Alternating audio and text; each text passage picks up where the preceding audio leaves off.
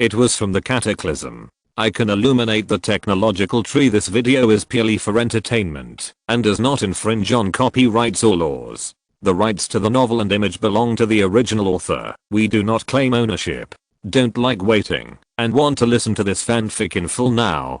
Subscribe to our Patreon, where you'll find the best fanfics.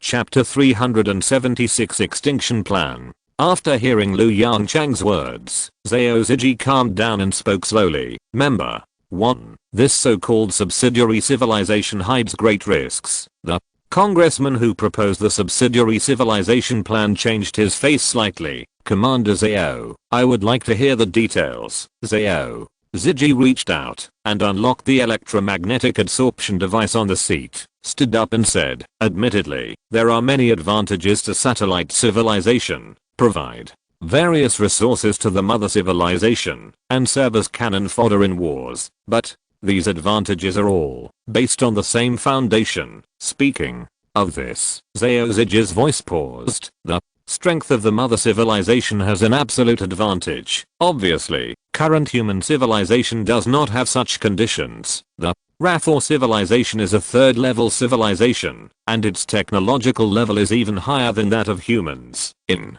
this case, I don't think these Rathors can be used by humans. They may even become a hindrance in a war. Think about Atoka and the Proxima Centauri civilization. Zhao Ziji looked extremely solemn. In a war, if this situation occurs, the consequences will be unimaginable. In my opinion, at least, the current human civilization must not develop subsidiary civilizations. Zhao Ziji said categorically, we cannot take such a huge risk. For a moment, the debate in the conference room started again. Both parties insisted on their views and refused to give in at all. Yongchang, what do you think? On the side, Chairman Hong leaned over and asked in a low voice. Liu Yongchang was silent for a moment and slowly shook his head. I haven't thought about it either. He slowly closed his eyes, frowned, and carefully considered the views of the two parties. His listening to the arguments coming from around him, he took a breath and murmured to himself, this is going to be difficult. Han Kaiming on the side was obviously constantly listening to the arguments of the people around him.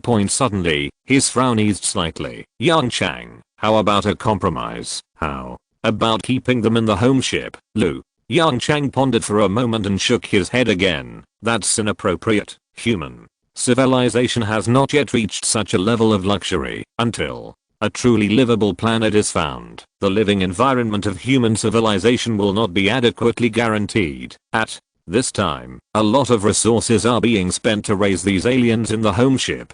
Liu Yongchang shook his head repeatedly. Don't say I can't accept it. Even ordinary people, I'm afraid they can't accept this situation. Han Kaiming looked solemn, obviously aware of the problem. He sighed softly, and his soothing brows wrinkled again.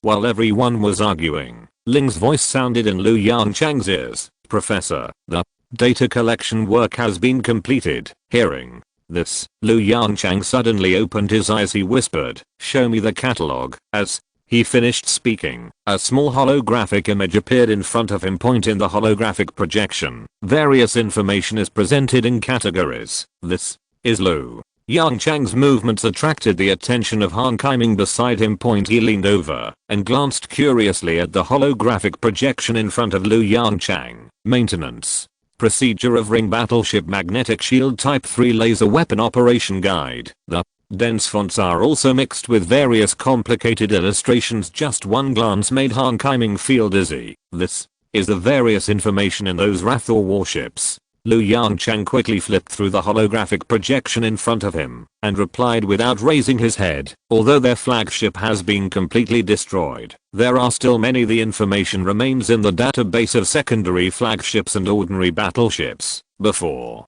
the meeting, I asked Zero to do a simple data collection. I didn't expect it to be sorted out so quickly. It seems that there is very little information in the opponent's warship. Liu Yongchang quickly flipped through the information in front of him. Suddenly, the movements of his hands suddenly stopped. No wonder.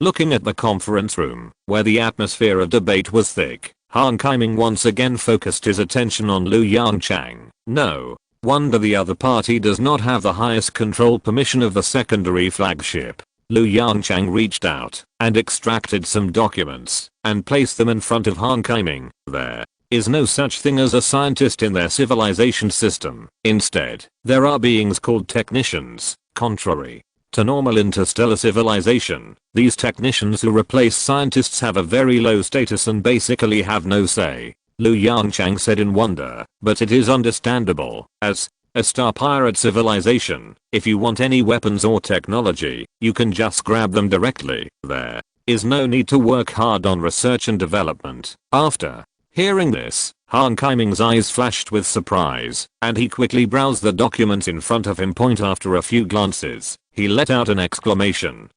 This Rathor civilization has actually plundered as many as 174 different interstellar civilizations. Yongchang nodded and said nonchalantly, most of them are just first level civilizations and have little value. Then, how do they deal with these civilizations? Han Kaiming suddenly asked. Yongchang was suddenly startled. Zero. Do you have any information on this? He asked urgently. What else is there to argue about? Aren't there ready-made teaching resources in front of us? Jumping to target information. The dense directory files in front of me quickly faded away, replaced by various civilized information. The Kanakwito civilization, a first-level civilization, became extinct in the year 1347 of the Earth's calendar. Nyan civilization, first-level civilization, extinction time 1510 years in the Earth calendar. Looking at the shocking lines of text in front of him, Yongchang suddenly shuddered. He quickly flipped through the information in front of him. As time continues to move backwards, the rate of civilization extinction accelerates rapidly, and the data becomes more detailed. They even briefly recorded the basic conditions of the extinct civilization and the overview of the war. Call Yongchang forcefully exhaled a breath of thick air. Tuck tuck tuck. He lightly knocked on the conference table in front of him. The noisy conference room quickly quieted down, and the original arguments dissipated completely in a very short period of time. Seeing everyone's eyes turn towards him, Yongchang said solemnly, I think so. An extermination plan should be implemented for the latter civilization that chooses to surrender. P.S. Thanks to Mr. Joy for making the model. Friends who are interested can go to the book circle to have a look. Chapter 377 2/3 voting rights. There was dead silence in the conference room. The expressions on the faces of the scientists at the Academy of Sciences were quite normal. But the faces of those congressmen had become strange. In particular, Councillor 1, who was the first to propose the subsidiary civilization plan, had a look of anxiety on his face. His lips moved. But considering Yongchang's identity, his tone had already weakened before the questioning words were spoken. Professor Liu, can you tell me your reasons? Yongchang stared deeply at Councillor 1 in front of him. Facing Yongchang's gaze, Councillor 1 felt like he was sitting on pins and needles. The originally perfectly ergonomic seat seemed to have grown countless spikes at this moment. He subconsciously lowered his eyes, withdrew his gaze from Yongchang, and muttered, Professor Liu, there are many members of the parliament who agree with the approach of subordinate civilization. Yongchang didn't speak, just turned his head and glanced around slowly. Just like before, almost all the members avoided his sight. Councilman 1, on the other hand, still mustered up the courage to say, Professor Liu, do you still remember the scene when humans encountered paintings? According to the painting, there are exchanges and alliances between civilizations in the universe. You must also understand that two fists are difficult to defeat with four hands. Since we have the opportunity to form an alliance led by human civilization, why should we reject this great opportunity? Senator 1's words obviously resonated with many members as members of parliament. These politically biased methods are naturally their favorite. On the one hand, it can enhance the strength of human civilization without losing any blood, and on the other hand, it can create a good image of civilization. Why not? Seeing the congressmen whispering to each other and nodding in agreement, Yongchang shook his head helplessly. Of course I know the benefits, but I still stand by my opinion, Professor Liu. Why do you Counselor 1 asked anxiously. Counselor 1 did not say the second half of the sentence. But Lu Yongchang could foresee that it was nothing more than stubborn words. He did not reply, but stretched out his hand to swipe the holographic image in front of him a few times. Since both sides insist on their choice, the only way to decide how to deal with their wrath or civilization is through voting. Still the same, based on 2/3 of the voting power. But Lu Yongchang paused before voting. I have a piece of information that I just got, he added in a serious tone. This is information from the battleship of the wrath or civilization. Human civilization really has no experience in this area, so we might as well learn from the wrath or civilization's approach to other civilizations. As soon as he finished speaking, Counselor 1's eyelids jumped suddenly. He took a quick glance at the holographic projection that appeared in front of him at some point. Lines of chronicle-like text made him feel a little uneasy. Could it be that this wrath or civilization did something extraordinary in the conference room? Everyone frowned and flipped through the materials in front of them. Shocking lines of text caught their eyes. The entire history of the extinction of 174 civilizations has created this deformed latter civilization in front of us. Incredible. This wrath or civilization is simply an executioner. Outrageous. For a moment, there were waves of low curses in the conference room. Tuck tuck tuck. Lu Yongchang's index finger knuckle gently tapped on the conference table in front of him, making a crisp sound. The noise quickly disappeared. I believe you have all read the information. The vote now begins. Lu Yongchang didn't say any nonsense and directly started the final voting session. A huge holographic projection quickly unfolded directly above the conference table. Plan for disposal of prisoners of war of latter civilization. Below the huge Chinese characters are two conspicuous options. For 1, the color is bright red, which means genocide. Second, blue means using gentle means to transform the wrath or civilization into a subsidiary civilization of human beings. At the same time, a small holographic voting interface appeared in front of each participant. Voting begins in just a few seconds. A large area of bright red appeared on the conference table. Almost everyone voted for the genocide option without hesitation. Time passed by minute. As the last person cast his vote, the entire voting session ended. Lu Yongchang glanced at the holographic image above the conference table. The statistical results appear just right in front of everyone's eyes. The extermination plan captured 98.1% of the votes. There was no trace of surprise on Lu Yongchang's face.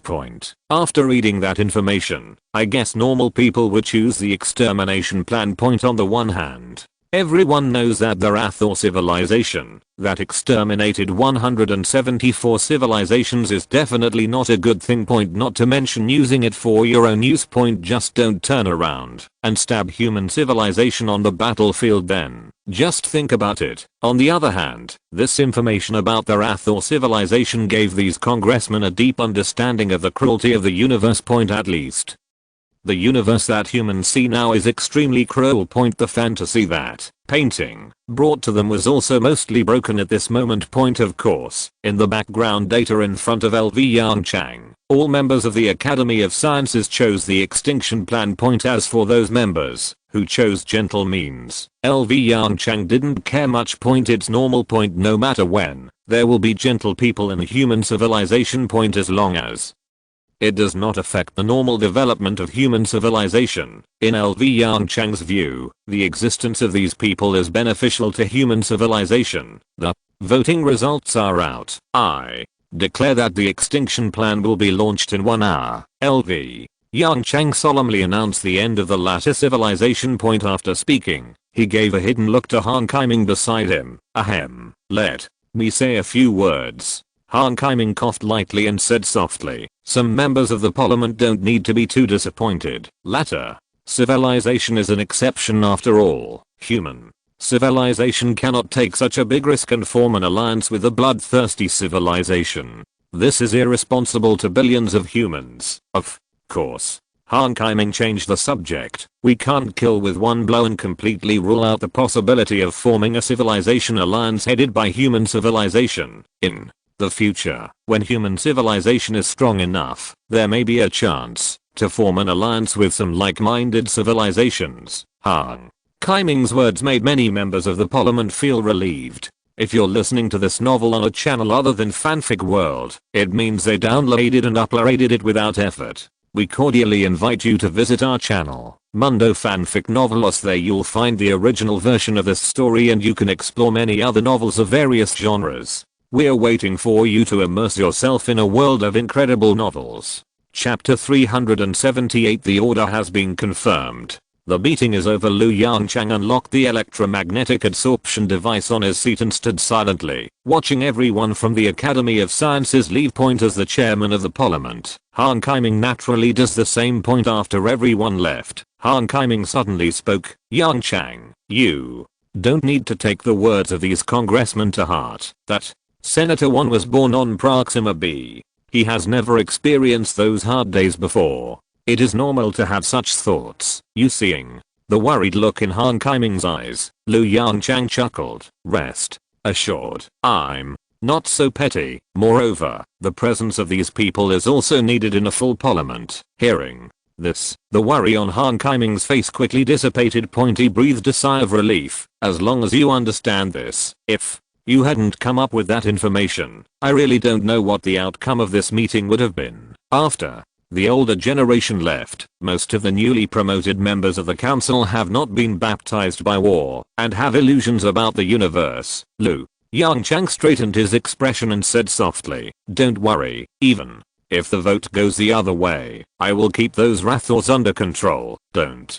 forget that the Academy of Sciences has absolute leadership in this regard. Han Kaiming was stunned for a moment, then he clapped his hands and laughed. It makes sense. It makes sense. Looks like I'm overly worried. Earth Command Center in the holographic projection in front. The bright red countdown has reached the last 5 minutes. Looking at the jumping numbers, Yongchang's eyes didn't have any waves at all. 0. Are you sure you can shut down the life support systems of all enemy warships in order to ensure the safe implementation of the extermination plan? Yongchang asked again. System recheck completed. The life support system can be shut down at any time. Yongchang nodded slightly and turned to look at the side window again. Outside the porthole window. Hundreds of Golden Crow battleships and countless small drones formed an extremely dense encirclement network. Within the encirclement net, latter battleships of different shapes and styles floated quietly in this dark universe. The Earth slowly drifted away from this encircling net. It's like a great white shark standing between the railings, exuding the evil spirit of choosing and devouring others. Inside the number 1 sub-flagship. The grey captain survived and sat slumped in his captain's seat with a grey body. It stared blankly at the universe outside the porthole. There were no stars to be seen. Some are just starships with the same shape.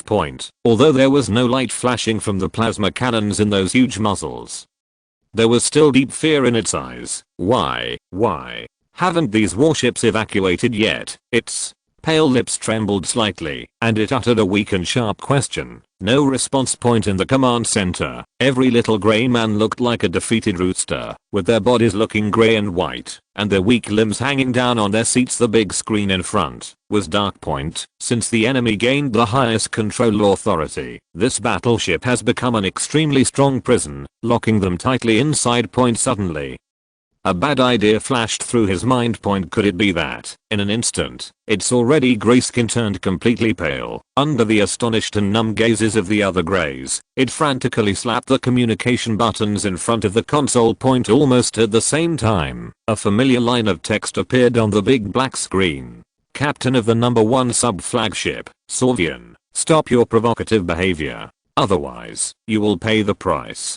Texts with a strong warning meaning kept flashing, stimulating its fragile nerves. I need to communicate with your leader. Sorvian stopped flapping and shouted in an extremely sharp voice. No response. We have surrendered, even handed over all permission rights. Why didn't you respond at all? Sorvian became more and more excited. What on earth do you want to do? After the words fell, the faces of the little grey people around them also showed a little wavering. Obviously, these little greys are also aware of the problem. Please wait patiently, we are discussing our treatment plan for you. without any concealment. Zero responded bluntly. Savarvin's chest heaved violently. Obviously angered by such rude words, it let out meaningless roars and banged the console in front of it hard. However, this time, the dark screen never lit up again. 00:0100:00. The beating bright red countdown finally reaches 0. Is the extermination plan implemented? A line of text appeared in the holographic projection directly in front. Lu Yongchang nodded expressionlessly and said in a calm tone, "Confirm execution. The order has been confirmed. Closing work in progress." Click, click, click. Familiar sounds came from outside the command center. So Violin, who had exhausted all his strength, moved his eyes and raised his big head with difficulty. Under his astonished eyes, the open door of the command center quickly closed and locked automatically. Click, click. The familiar sound came from all directions and quickly spread around it. Before it could react, the seat belt on the seat was quickly tightened, pressing it tightly on the seat. What are you going to do?" Violin screamed in an extremely shrill voice. Although he already had the answer in his heart, he still screamed in embarrassment. No, don't kill me. I surrender. I can't do anything. Please, don't kill me. Like it. The other little gray men basically had the same reaction. But there was still no response in the dark big screen. In comparison, the secondary flagship seemed much quieter. The captain sat silently in his seat, feeling the tightening seatbelt, and sighed softly. Is this the end? There was some reluctance in his eyes. The series of follow-up plans in his mind became completely rubbish as the seatbelt tightened. Breathing became increasingly difficult. A bitter smile appeared at the corner of his mouth. This was to shut down the life support system. Next, all the latter people would die in the fear of suffocation. The methods commonly used by the latter civilization in the past finally came upon them. Consciousness gradually blurred. It tried its best to open its eyes and look at the universe outside the porthole. There was no starlight. There were only cold warships running slowly around them. Chapter 379 Proxima B. The disappearance of Ross 154. The extinction plan has been completed. The moment the last latter man's vital signs disappeared, a line of text appeared in the holographic projection in front of LV Yongchang. LV Yongchang was silent for a moment and turned his head to look at the porthole again.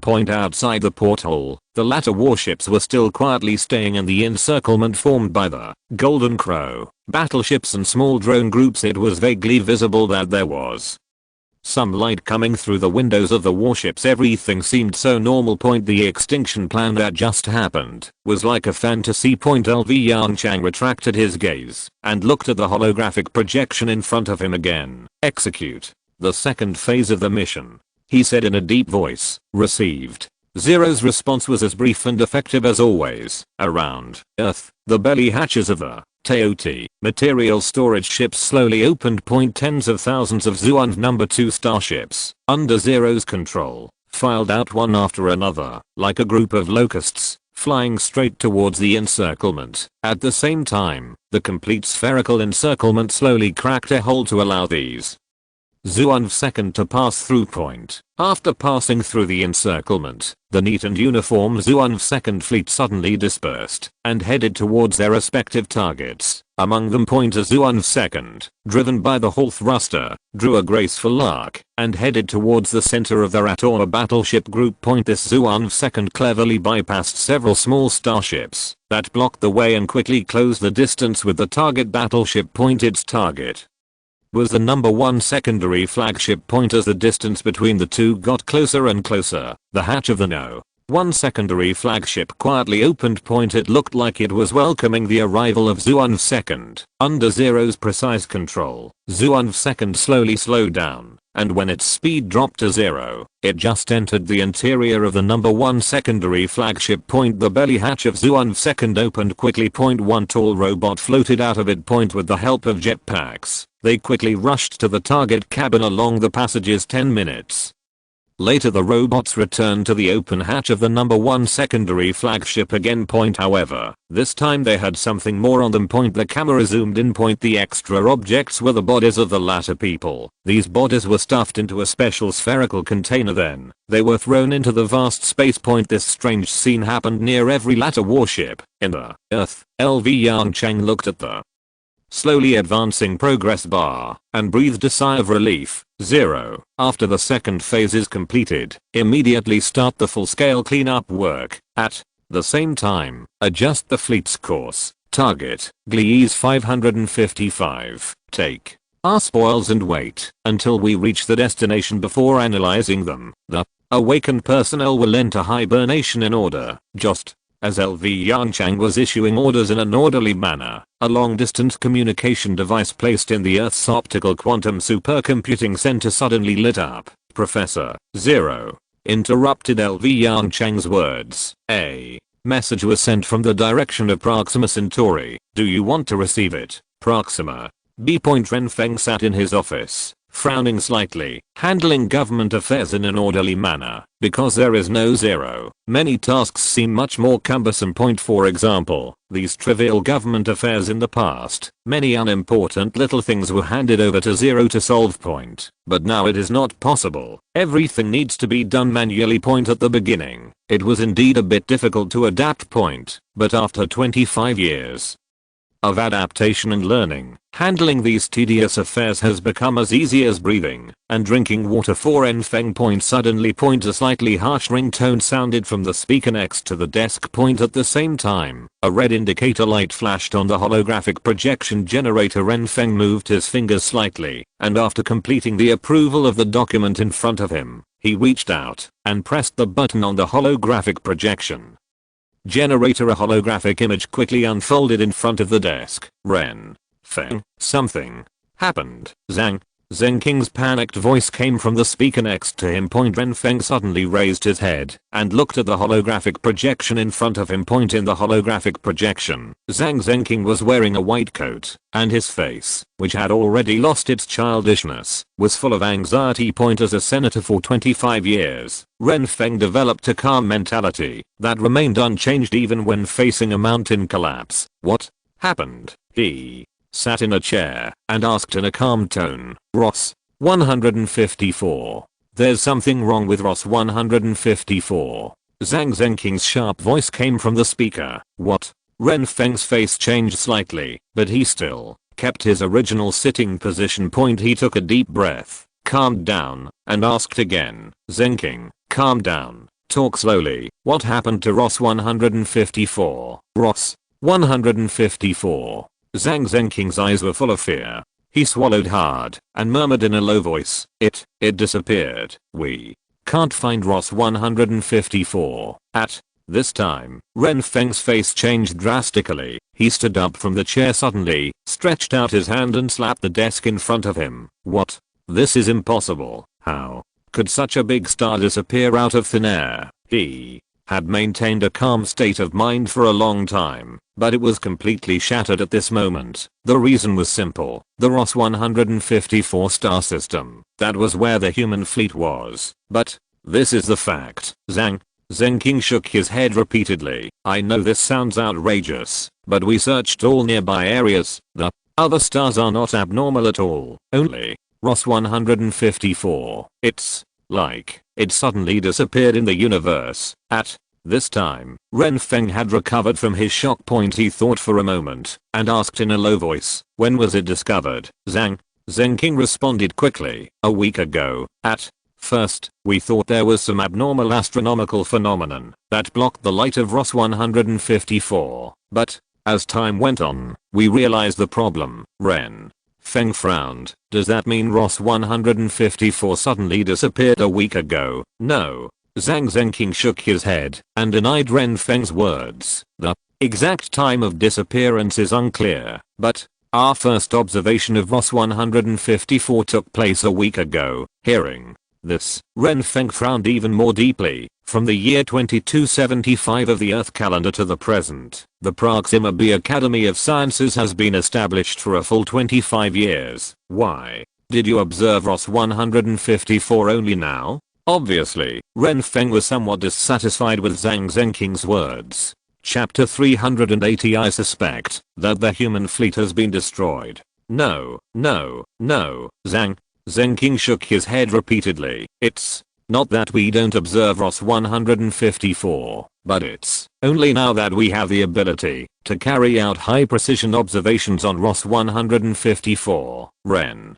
Feng was stunned. Zhang Zenking's words were somewhat beyond his expectations. Seeing Ren Feng's doubts, Zhang Zenking explained in a hurry. 28 years ago, in the year 2272 of the Earth calendar, Proxima b was attacked by electromagnetic cannon projectiles from the direction of the Earth. These electromagnetic cannon projectiles wrapped in micronuclear bombs not only destroyed the then number 1 city, but also destroyed many satellites. Among them, there are 2 orbital telescopes. When the human fleet left, in order to save resources, they took away almost all the observation equipment, and those 2 orbital telescopes are exactly our only 2 high precision optical telescopes. It was not until a week ago that the Academy of Sciences completely mastered the relevant knowledge and successfully repaired one. Zhang Zenking shrugged and said helplessly, as for the radio telescope array, they are located near city number 1 and are still under repair. Ren Feng's mouth twitched slightly. It's been 25 years, and there is only this much progress. Zhang Zenking nodded with a wry smile. It's already very good to have this progress. 25 years ago, Proxima b only had 2 million people. Even now, it's only 3 million. Without Zero's help, the efficiency has dropped by more than several times. But Zhang Zenking changed the subject. Although there are many difficulties, the Academy of Sciences has recently achieved a new scientific research result. Ren Feng's eyes lit up.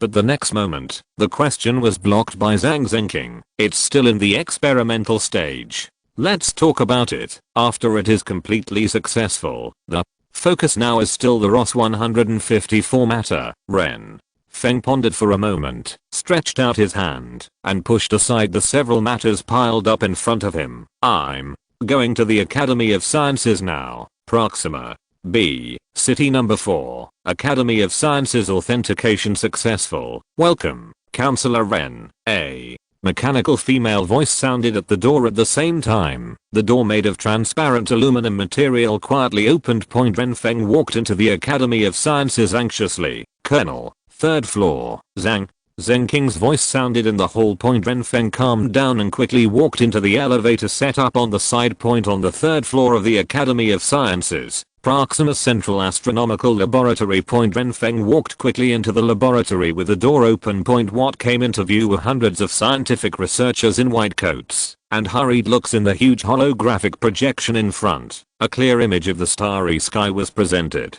Colonel, this way. Zhang Zenking's voice came from the side. Ren Feng turned his head and walked quickly towards Zhang Zenking. What's going on? ROS 154. Before he finished speaking, Zhang Zenking shook his head helplessly. No progress. Until now, we have not found any signs of ROS 154. As they spoke, the 2 walked into an office. Click. As the office door closed, the noisy discussions outside instantly dropped a lot. What? Ren Feng looked at Zhang Zenking's face, which was like a formidable enemy, and his eyebrows jumped. He asked in a deep voice. A trace of hesitation flashed in Zhang Zenking's eyes. After struggling for a moment, he gritted his teeth, lowered his voice, and whispered, Ren Feng, I suspect the human fleet has perished. Ren Feng's pupils shrank suddenly. He took a deep breath and suppressed the shock in his heart. Why do you say that? Zhang Zenking reached out and opened the holographic projector next to him. Come, sit down. I'll show you something. The holographic image quickly unfolded, showing a timeline. Look. Zhang Zenking stretched out his hand and pointed at the left side of the timeline. In the year 2270 of the Earth calendar, the human fleet arrived at ROS 154. 2 years later, in 2272, Proxima b encountered that crisis. At the same time, according to Professor Lu's explanation, the human fleet encountered the 7th level 2-dimensional creature painting at that time, which caused them to have no time to take care of us. Fortunately, the crisis was resolved in the end, and, painting, had no ill will towards humans. Then, starting in 2073, for a full 27 years, we had no communication. Part of the reason for this is that we were busy digesting the technological system sent by the human fleet, until a week ago, we discovered the abnormality of Ross 154. Ren Feng looked at the time points that appeared on the timeline in front of him, and suddenly a terrifying guess emerged in his mind. His nose trembled slightly, and he swallowed hard, and muttered to himself, "You mean, Zhang?" Zheng King nodded vigorously. "That's right, we have reason to suspect that the level 7 two-dimensional creatures encountered by the human fleet are malicious civilizations. For a level 7 civilization, completely destroying a star should not be a difficult task." Ren Feng stood up from his chair and paced back and forth in the office with a serious expression point as the chairman of the parliament. The first thought that came to his mind was whether the human civilization of Proxima Centauri would also be in danger. Everyone knows the principle of the loss of lips and teeth point. The human fleet, which is far more powerful than them, has disappeared in this vast universe. The human civilization of Proxima Centauri will not be able to go far. Then, he suddenly realized a problem. Where is the long-distance communication device? Have you contacted the human fleet? Ren Feng said excitedly. Maybe they know. Zhang Zhenking rejected Ren Feng's words without any hesitation. If the other party captures the human fleet, then we rashly send a message, which is tantamount to seeking our own death. The excitement in Ren Feng's eyes slowly dissipated. Yes, that's right. He sat back in his chair with some disappointment, looking at the timeline in the holographic projection blankly. The atmosphere in the office became stiff for a long time. "I think we should still try it," Ren Feng said in a hoarse voice. "I don't think a level 7 civilization would have such complicated thoughts about a level 2 civilization. On the one hand, we are all human beings. On the other hand, the human fleet is our only channel for obtaining information at present. Whether it is for the survival of the race or for future development, we should give it a try." Zhang Zhenking sighed softly. Then he lowered his eyes and nodded silently. "I don't know much about this, but since you said so, I agree to give it a try." Chapter 381 Public Maintenance System. The office door opened again. Ren Feng and Zhang Zhenking walked out of the office one after another. "Academician Zhang, a shout came from the side. Zhang Zhenking and Ren Feng stopped their hurried steps at the same time and turned their heads to look in the direction of the voice. The person who spoke was a researcher with a slightly immature face and a white coat. Perhaps because of Ren Feng, the young researcher seemed extremely nervous. "Zhang, Academician Zhang," he stammered. The target starfield has been compared for the third time. HMM. Zhang Zhenking raised his eyebrows and asked softly, "Did you find anything?" "No." The young researcher's voice became fluent. "We compared the data in the database in detail, except for OS 154. We did not find any abnormal conditions, although he had expected this result." Zhang Zhenking still felt his heart sink. He nodded, waved his hand gently and said, "Okay, I know." As he said that, he turned around and walked towards the elevator. The long-distance communication device is placed on the 4th floor of the Academy of Sciences. "Academician Zhang, then, should we continue the search?" The voice of the young researcher sounded again. "The radio telescope has just been repaired halfway, and it is easy to make misjudgments if we rely solely on optical telescopes to search." Zhang Zhenking took a deep breath and nodded vigorously. "Continue searching, always. Pay attention to the direction of Ross 154. Report any abnormality immediately." Looking at the back of the young researcher leaving, Ren Feng nodded thoughtfully. "Is this a newcomer who just entered the Academy of Sciences?" Zhang Zhenking was stunned for a moment, then nodded with a smile. "Yes. Did you see it?" Ren Feng shrugged. "Of course." He almost carved the word novice on his forehead. As he spoke, Ren Feng walked forward. "By the way, there seem to be a lot of new faces in the Academy of Sciences recently." Zhang Zheng King hurriedly caught up with Renfeng, with a hint of excitement in his expression, and said, there are indeed a lot of newcomers. Although the professional qualities are uneven, it is always a good thing. In the past 25 years, our scientific research work has become smoother and smoother. The progress of analyzing the original scientific and technological system has also increased significantly. Perhaps it won't be long before we can build our first starship. These words fell into Renfeng's ears, but did not bring him any joy. He sighed softly, stretched out his hand, and pressed the button of the elevator in front of him. What a pity. Ding. A crisp sound rang out, and the elevator door opened. The two stepped together and walked into the elevator. What a pity. Watching the elevator door slowly close, the smile on Zhang King's face gradually disappeared.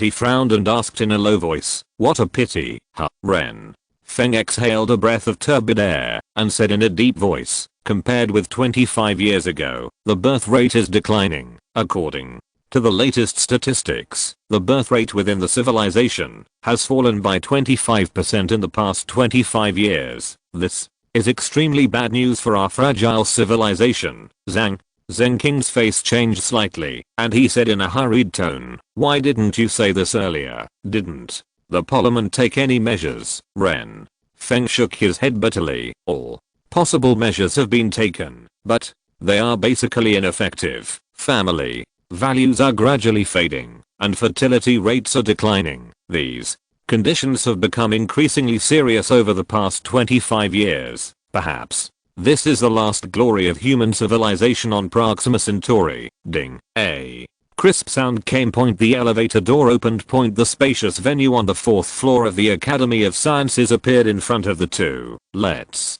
go. Ren Feng took a deep breath and said, let's solve the ROS 154 issue first. As he said this, he took the lead. In walking out of the elevator, he didn't see that Zhang King in the elevator looked gloomy, as if he was thinking about some major problem. More than 10 minutes later, Zhang King skillfully operated the long-distance communication device in front of him. Suddenly, the movement of his hand suddenly stopped. Okay. Ren Feng's eyes lit up, and he asked quickly, not yet.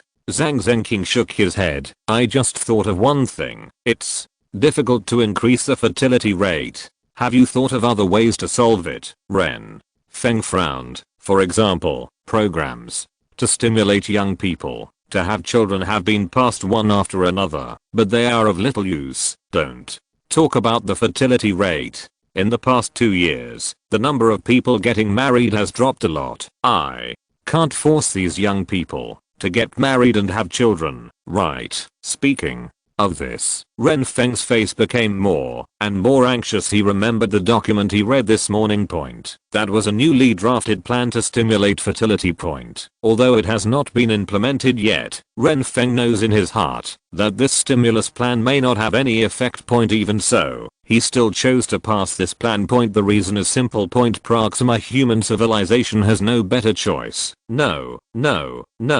Zhang King shook his head slowly, his mouth corners raised, revealing a somewhat mysterious smile. What I want to say is not these stimulus plans that only treat the symptoms, but not the root cause. What do you mean? Ren Feng's eyes flashed with surprise, and he subconsciously lowered his voice and asked, social public support system. Zhang King responded briefly and forcefully. The moment the voice fell, Ren Feng subconsciously held his breath. Public support, public education. You should be clear about this theory. At present, we have mastered the relevant technology. As long as the parliament passes a bill, the population problem that has troubled us for so long will be solved immediately. Zhang King's voice kept coming from the side. You are crazy. Ren Feng looked straight at Zhang King, who was talking endlessly. Public support system. Do you know how many ethical issues are involved? This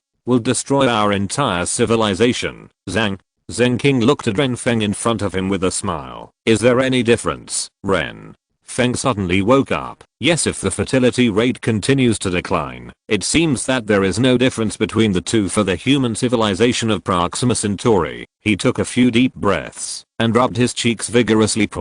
After calming down a little, he said in a deep voice, I will hold a meeting to discuss this matter. Wait. until ROS 154 is resolved, and give me a detailed feasibility plan. Remember, try to avoid ethical problems. Zhang Zhenking smiled. 4. The continuation of human civilization. I believe that any problems that arise are just minor pains. Chapter 382 Oolong. Ren Feng pulled the corner of his mouth and showed a weak and tired smile. He was not as optimistic as Zhang Zhenking. The social public care system is simple to say, but if it is really implemented, it will encounter extremely huge resistance.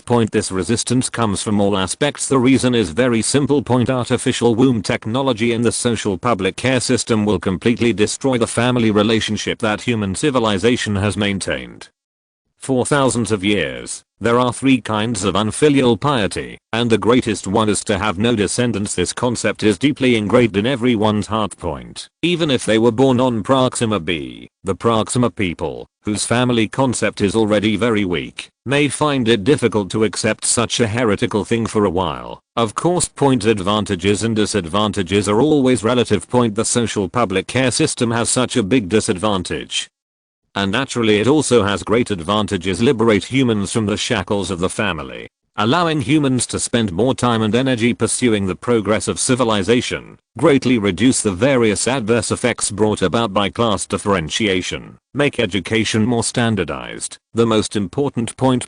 Once the social public care system is implemented, the human civilization of Proxima will have extremely powerful means of population control. It was this point that made Ren Feng's heart beat. Okay, Zhang Zhenking's voice came from the side, interrupting Ren Feng's thoughts. Ren Feng suddenly came back to his senses and looked up at the long-distance communication device in front of him. The working indicator light flickered slightly. Ren Feng asked solemnly, "Can we contact the human fleet? I mean, is their long-distance communication device still working?" Zhang Zhenking shook his head. "I don't know. To be precise, the entanglement effect of photons still exists, but the working status of the long-distance communication device is unknown." Hearing this, Ren Feng's eyes dimmed slightly. "It's also good news. At least, the quantum entanglement effect has not disappeared." He comforted himself softly. "What information are you going to send?" Zhang Zhenking sat in front of the console and said in a deep voice, "I said in advance that it cannot contain any information about the human civilization of Proxima Centauri." Ren Feng calmed down and said the answer he had been thinking about for a long time in his heart. "Hello." Zhang Zhenking was stunned. "That's all?" Ren Feng nodded and said, "That's all." However, the information was sent in Morse code. Earth LV. Yongchang's face was full of astonishment. "Proxima B. What did they send?" "Hello, zeros." Response directly made LV Yongchang confused. "Hello, they only sent this sentence." LV Yongchang looked at the holographic projection beside him in disbelief. Zero's virtual image nodded. "Yes, only these 2 words. However, this message was encrypted in Morse code." Morse code. Now, LV Yongchang was even more confused. Why did it seem like a meeting between underground workers? "Forget it." Lu Yongchang shook his head. "I don't know what Proxima B is doing. You can also reply a message in Morse code." Message content. He stretched out his hand and slid quickly in the holographic projection, and a line of text gradually appeared. Proxima B. Time passed by. Looking at the long-distance communication device, that did not respond at all. Zhang Zhenking shook his head silently and retracted his gaze. "Give up. The human fleet is probably in trouble." Ren Feng stared at the holographic projection in front of him and muttered to himself, "Wait a little longer. Wait a little longer." Zhang Zhenking was silent for a moment and cast his eyes on the holographic projection again. Suddenly, a crisp message prompt sounded in the ears of the two. In the holographic projection, a line of text appeared. "The Earth-Human Joint Community of Shared Destiny Fleet greets you." Ha ha ha ha. The moment he saw this line of text, Ren Feng laughed loudly and said, "Zhenking, did you see it? Did you see it? I said nothing will happen to the human fleet." Zhang Zhenking didn't say anything and carefully checked the message.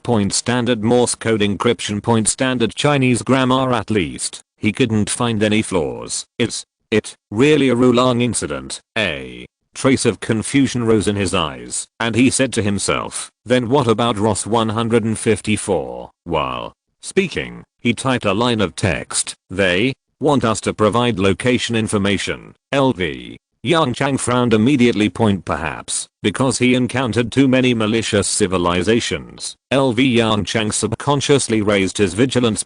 Is it something happened to the Proxima civilization? 0. Send a communication request to the other party. LV. Yongchang gave the order without hesitation. A few seconds later, Professor, the other party rejected the communication request. Hearing this, LV Yongchang's face suddenly sank. He quickly swiped his finger and edited another line of text. No matter what civilization you are from, you will pay the price for your actions. 0. Immediately invade the other party's network and force the communication screen to open for me. As he spoke, Lu Yongchang's eyes revealed a bit of murderous intent. Although the human civilization of Proxima Centauri has been separated from the human fleet for a long time, it can even be said that they have become two different civilizations. But that is their only compatriot in the vast universe. The order has been confirmed. Zero's calm voice sounded again. Building a defense system.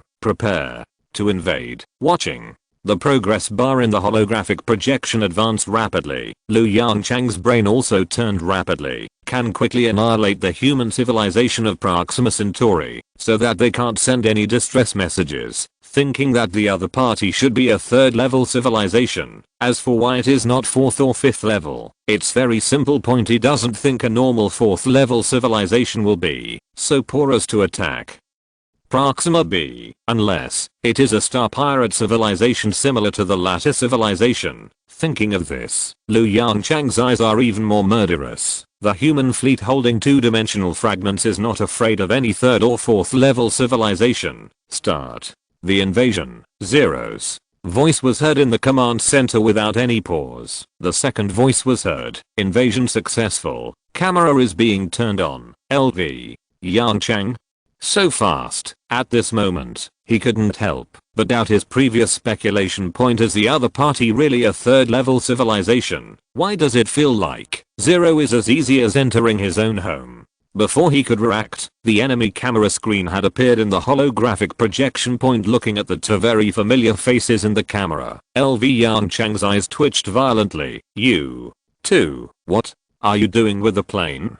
Chapter 383 Cooperation. Lu Yongchang's voice followed the microphone and the long-distance communication device and instantly spanned a distance of several light years, ringing in the ears of Ren Feng and Zhang Zhenqing like thunder. Then in the holographic image in front of Lu Yongchang, the two of them trembled violently and then jumped up as if their buttocks were burned by fire. Fuck asterisk 2 exclamation point quote Ren Feng and Zhang Zhenqing said in unison. After the brief shock, Ren Feng quickly regained his composure. Wait. Ren Feng grabbed the frightened Zhang Zhenqing beside him and said in an uncertain tone, it seems to be Professor Lu's voice. Ren Feng's words gradually calmed down Zhang Zhenqing's mood. With some confusion in his eyes, he turned to look at the camera on the side. Under his gaze, the camera panned left and right. It looked like a greeting. At the same time, a holographic image slowly appeared. Lu Yongchang appeared in front of the two people with helplessness and doubts written on his face. Lu, Professor Lu. Zhang Zhenqing was greatly shocked and exclaimed, really? Is it really you? Hearing this, Lu Yongchang once again had a few black lines on his forehead. Nonsense. If it's not me, who else could it be? What are you two doing? I thought you were wiped out by some passing civilization. Hearing this, Ren Feng and Zhang Zhenqing looked at each other, laughed and said, ahem.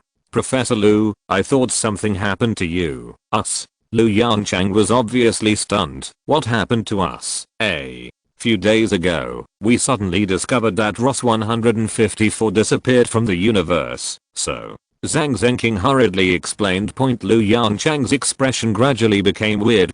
He scratched his head slightly embarrassed. Ahem. This matter is actually my negligence. The situation was complicated at the time, so I didn't contact you. This whole thing has been forgotten. As he spoke, he briefly explained Ross 154 and what happened after that.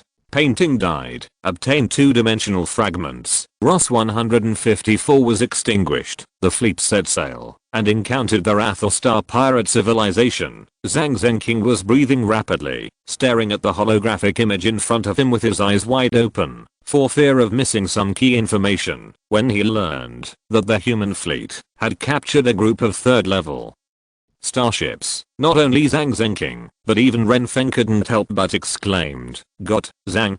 Zhenking's eyes were stunned, and he murmured to himself, This is too, while the Proxima Centauri civilization is still busy repairing various high-precision equipment, the human fleet is already sprinting towards the third-level civilization, although I know that there must be a gap between the two civilizations, but such a huge gap is still difficult for Zhang Zhenking to accept. What about you, Lu? Yongchang's voice came from the holographic projection. How has human civilization developed in Proxima Centauri in the past 25 years? Although he knew the answer to this question in his heart, there was still a hint of expectation in the depths of Lu Yongchang's eyes as he spoke. Renfeng said nothing, pursed his lips hard, and then lowered his head. Zhang Zhenking sighed softly and said truthfully, I encountered many difficulties, large and small, Lu. Yongchang did not express his position. It's normal to encounter difficulties, not to mention the human civilization of Proxima Centauri. Even the human fleet has encountered many difficulties. In terms of science and technology, the progress is quite smooth, and 40% of the science and technology system has been digested so far.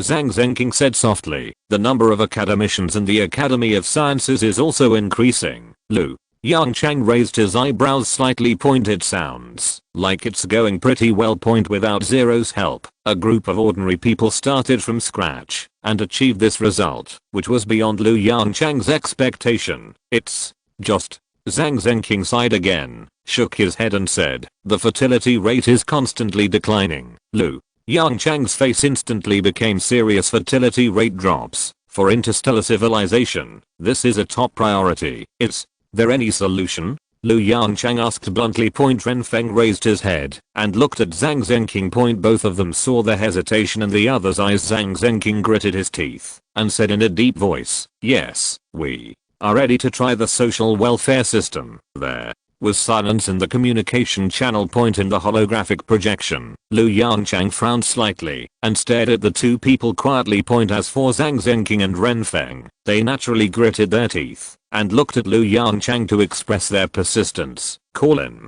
the holographic projection. Lu Yongchang took a deep breath. Social welfare system. Are you sure you want to adopt such an extreme plan? This time, before Zhang Zhenking could speak, Renfeng took the initiative to step forward, nodded and said, Professor Lu, we have no way out. Lu Yongchang fell into silence again. He kept thinking about the feasibility of the plan in his mind. The so-called social public support system is actually a disguised form of depriving humans of their reproductive rights and custody rights. On the one hand, a sperm bank and an egg bank are established, and computers and artificial intelligence are used to perform analysis and calculations to match suitable sperm and eggs. The paired fertilized eggs are then fertilized in an artificial uterus. After 10 months of pregnancy, the newborn can be born smoothly. There is no parental involvement in this. Even the parents who contributed sperm and eggs don't know the existence of this child. On the other hand, the newborns will be raised by robots. There is no parental involvement in the raising process. When they reach adulthood and complete all basic education,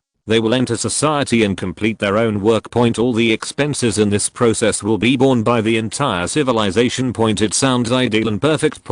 But the problems contained in it are extremely complicated. Corresponding to the complicated problems are its huge advantages. In a sense, the establishment of a social public care system is a sign that a civilization has entered the interstellar era. However, such heretical behavior is bound to usher in countless criticisms, debates, and resistance. LV Yongchang can even foresee how big a storm this plan will cause in Proxima B, which is several light years away. He opened his mouth and wanted to dissuade him. Before he said anything, he gave up his idea. On the one hand, he is not the leader of the human civilization of Proxima Centauri and is not qualified to point fingers. On the other hand, he also had some selfish motives. Sooner or later the human fleet will also encounter such a problem. Perhaps by that time, The human civilization of Proxima Centauri can become their mentor. Thinking of this, Yongchang straightened his face and said seriously, since you are ready, then do it. 0. Can provide you with computing support. Chapter 384. Everyone gets what they need and arrives at Gliese 555. Zhang Zhenking's eyes suddenly burst into ecstasy. 0 computing support. Undoubtedly, this can significantly reduce their workload. Yongchang's voice came again. In exchange, I need you to provide all the information about the public welfare system in the next 300 years, including specific implementation measures of the public welfare system, changes in social systems. Zhang Zhenking suddenly realized and understood Yongchang's plan. It's nothing more than letting the human civilization of Proxima Centauri come forward to explore the way. He thought for a moment. There is no reason to refuse. 0 computing power support can save them many detours and they only need to pay a little information. So he nodded in agreement. Okay, I agree. A smile appeared on Yongchang's face. A pleasure to work with. Zhang Zhenking also smiled and nodded. Happy cooperation. In addition, there is one more thing. He looked much more solemn. In order to prevent such an incident from happening again, I hope that the two civilizations can communicate regularly. For such a trivial matter, Yongchang naturally smiled and nodded in agreement. Also, I hope to use some new technologies for information exchange. Yongchang looked at Zhang Zhenking and the projection in surprise. New technology. He couldn't believe his ears. In just 25 years, when humans on Proxima Centauri have only mastered 40% of the technology, can they develop any new technologies? A biotechnology. Zhang Zhenking explained softly. In an extremely accidental situation, we discovered life in the deep, frozen soil of Proxima Centauri b. After research, we found a solution to improve Changsheng enzyme. Ren Feng turned his head suddenly and looked at Zhang Zhenking next to him in bewilderment. Facing Ren Feng's eyes, Zhang Zhenking shrugged. It's the research results that I just told you are still in the experimental stage. In the holographic projection, Yongchang had already sat up straight. After the improvement, how effective is the longevity enzyme? Based on the current experimental data, the effect of the improved longevity enzyme can increase the average lifespan of humans to 1000 years.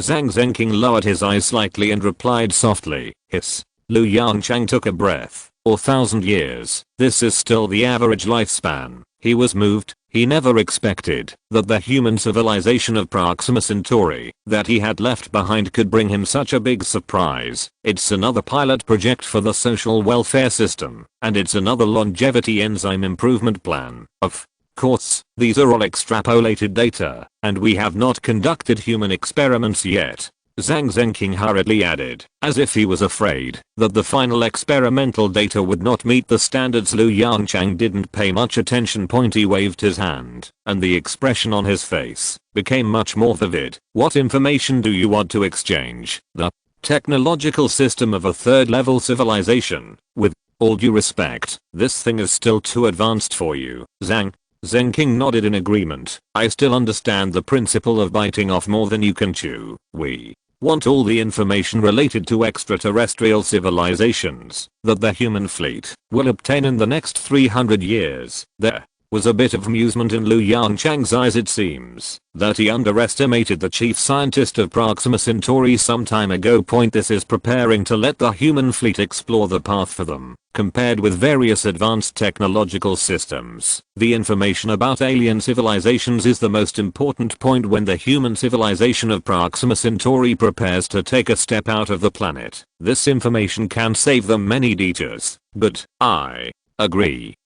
Yongchang responded directly without any hesitation. Painting and information related to the latter civilization will be sent to you soon. More than an hour later, after Yongchang and Zhang Zhenking agreed on the next communication time, they turned off the holographic projection in front of them. Professor, please enter the hibernation cabin immediately. Zeros reminder sounded at the same time. The fleet is about to accelerate.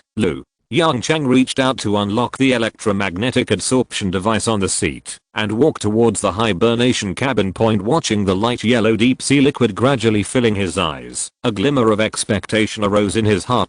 He didn't know what surprise Zhang Zhenking would bring him next time. Can the public welfare system be successful? With a touch of expectation, he slowly closed his eyes while Proxima Centauri b was trying to promote the social welfare system. The human fleet quickly adjusted its course and headed towards Gliese 555 again. Because of their Athor civilization, the estimated sailing time has been extended from 90 years to 105 years. Time flies. 80 years passed by in a flash. July 1st, 2380 in the Earth calendar. A small point of light appeared in front of the human fleet.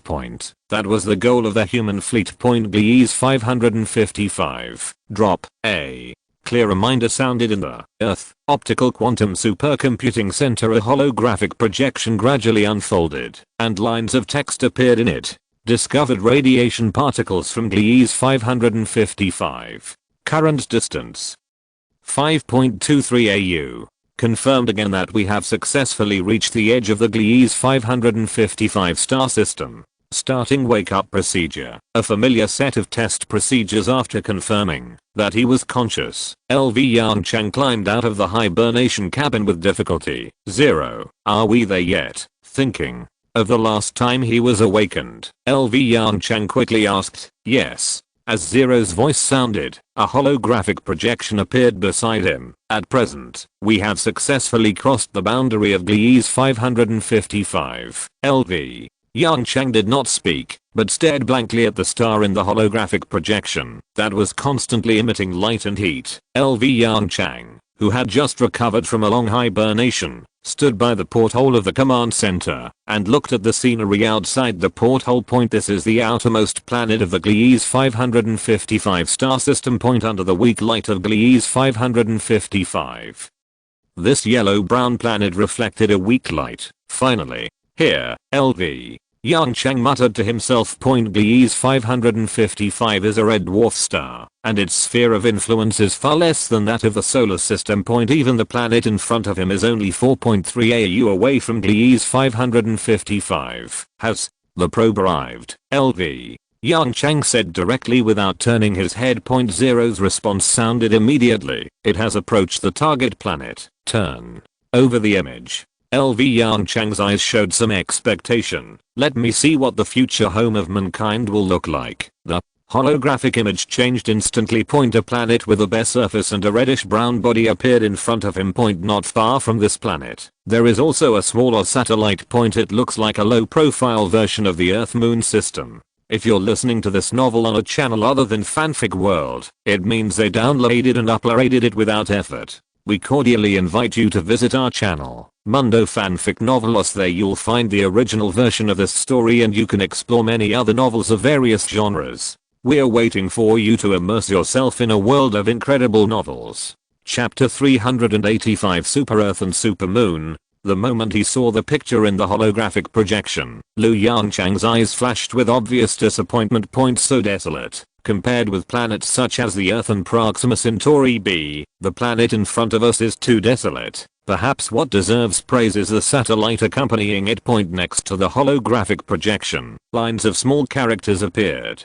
Gliese 555 Planet 6, equatorial diameter 17,347 kilometers, mass 3.5 meters. M is the mass of the Earth. Rotation period 24 hours, 59 minutes and 41 seconds. Equatorial gravity 18.614 N/kg. Looking at the data in front of him, Lu Yongchang put away his disappointment and looked at it carefully. As the data continued to improve, the surprise in his eyes became more and more intense. 3.5 times the mass of Earth. The diameter reaches 1.3 times the diameter of the Earth. This scale has reached the standard of a super Earth. Only the gravity, which is nearly 1.9 times that of the Earth, is not so easy to adapt to. 0. Ask all awakened personnel to go to the corresponding gravity chamber immediately for adaptive training. After pondering for a moment, he added again, let Mao Zhengxi come to the command center Copy that. Zero's voice sounded from the side point after the order was issued. Yongchang once again turned his attention to the super Earth in front of him. This time, he looked more carefully. Scattered white clouds float on its surface, and the reddish-brown planet's surface is also mixed with a few scattered black round spots through the high-precision optical telescope carried on the detector. Yongchang can clearly see the composition of black circular spots. Those are active volcanoes with gurgling lava. Looking at the picture in the holographic projection, Yongchang's eyes showed a bit of excitement. Clouds, volcanoes, such a scene means that this planet not only has an atmosphere, but also an active core. The magnetic field it forms is enough to provide a perfect shelter for humans. Yongchang did not hesitate and gave the order directly. 0. Conduct a spectral analysis of the atmospheric components. After a short wait, brand new data appeared in the holographic projection in front of him. Nitrogen 98.4%, carbon dioxide 1.14%, water 0.4%. Yongchang shook his head helplessly. Unfortunately, there is no oxygen. Carbon dioxide concentrations are also high. It seems that humans can still only live in closed cities. He turned his attention to the satellite nearby. Corresponding to super Earth. Of course it's a supermoon. The satellite in front of me is far larger than the moon. Equatorial diameter quality 0.13 meters. Equatorial gravity 5.48 N/kg. Looking at the data in front of him, Yongchang sighed a little in his eyes. The information paint gave them really didn't lie to them. This star system is desolate and remote, but it is indeed the best choice for mankind at present. Perhaps in this super Earth moon system, human civilization can really enjoy temporary tranquility and develop its own technology with peace of mind. Yongchang stared at the gradually enlarging planet in the picture and fell into deep thought for a while. The plans for these two planets slowly emerged in his mind. Professor, academician Mao Zengzi is here. Zero's reminder interrupted Yongchang's contemplation. Professor, are you looking for me? Mao Zengzi walked to the porthole and looked at the holographic projection in front of Yongchang. When he saw the two desolate planets, he frowned subconsciously. Is this the future home of mankind? Obviously, the super Earth and supermoon did not meet his psychological expectations. After coming back to his senses, Yongchang chuckled and reached out to call up the detection data that was being continuously improved. Don't be so disappointed. It seems to me that these two planets are just right for humans today. The planet is large enough to easily accommodate all humans living on the surface. It has a magnetic field and an atmosphere. The only drawback is that there is no oxygen in its atmospheric composition. The resources are not very abundant, but they are more than enough to maintain the development of a third-level civilization. The remote location and the small number of resources mean that it is just a speck of dust in the universe and will not attract the prying eyes of other civilizations. Mao Zengzi nodded slowly. Suddenly, his eyes stopped on a line of data. 1.9 times the Earth's gravity? Mao Zengzi frowned. I'm afraid this is not suitable for human habitation. Right. This is why I came to you. Yongchang said softly. Can acquired training allow humans to survive normally in this environment? Mao Zengzi thought for a moment, then shook his head and said, if you only rely on acquired training, Professor, this will be difficult to achieve. Before Yongchang could speak, he explained directly. After certain training, human muscles can easily adapt to such an environment, but the joints, internal organs, especially the heart and brain, may have difficulty adapting. Short-term life is fine, but long-term life, Mao Zengzi sighed and shook his head repeatedly. This action made Yongchang's heart sink. In fact, in my opinion, the best choice should be its satellite. Mao Zengzi turned his head to look at a corner of the holographic projection and continued. 0.56 times the gravity of the Earth. Only a short period of adaptive training is needed to migrate all humans to the surface for survival. LV. Yongchang frowned slightly. Is there no other way? This satellite is too small for a level 3 civilization. Once it is determined to settle in this star system, I will order the lifting of all fertility restrictions and encourage fertility as much as possible. By then, the scale of the human race will expand rapidly, and this small satellite may not be able to meet the needs of human civilization. Speaking of this, LV Yongchang hesitated for a moment, and lowered his voice and said, "What's more, in the plan, it will be transformed into a planet-level fortress integrating factories, ports, and military facilities." Hiss. Mao Zedong's expression suddenly became more solemn. As a senior member of the Academy of Sciences, he naturally knew the importance of this plan. It can be said that once an alien civilization attacks, this transformed natural satellite will be the strongest counterattack weapon for mankind. If that's the case, Mao Zedong frowned even deeper. Can the mechanical exoskeleton play a role? LV Yongchang suddenly asked. Mao Zedong nodded carefully, then shook his head. It has a certain effect, but not much. It can reduce the pressure on muscles, bones, and joints to a certain extent, but for internal organs, I'm afraid it won't work unless you make the exoskeleton into a mechanical bed that can move freely. Only in this way can the burden on internal organs be greatly reduced. LV Yongchang couldn't help but smile bitterly. Are you kidding? If it really becomes like this, human civilization might as well live on a starship. Chapter 386 Glorious Evolution. Maybe. Mao Zedong's face was full of hesitation, muttering to himself, "What?" LV Yongchang's ears moved slightly, and he quickly asked, "Can you solve this problem?" Looking at the expression on Mao Zedong's face, LV Yongchang had a guess in his mind, and he hurriedly lowered his voice. "Don't worry, just say it directly." Faced with LV Yongchang's questioning, Mao Zedong sighed softly and uttered a few Chinese characters with a complicated expression. Gene modification. After speaking. There was silence. Beside the porthole, only the sound of two people breathing remained. LV Yongchang's eyes were full of struggle. Gene modification. This technology has been strictly prohibited from being used on humans since the moment it appeared. On the one hand, there will be many ethical issues. On the other hand, in the past, when biotechnology was not well developed, genetic modification often caused some unforeseen problems with the human beings entering the second-level civilization and obtaining a large amount of biotechnology from the Proxima civilization. The possibility of such problems has been greatly reduced. But the human body is mysterious after all. Genes can also mutate. Even for a level 3 or 4 civilization, there is no guarantee that there will be no unexpected situations, or let's just forget it. Mao Zedong breathed a long sigh of relief and whispered, "No."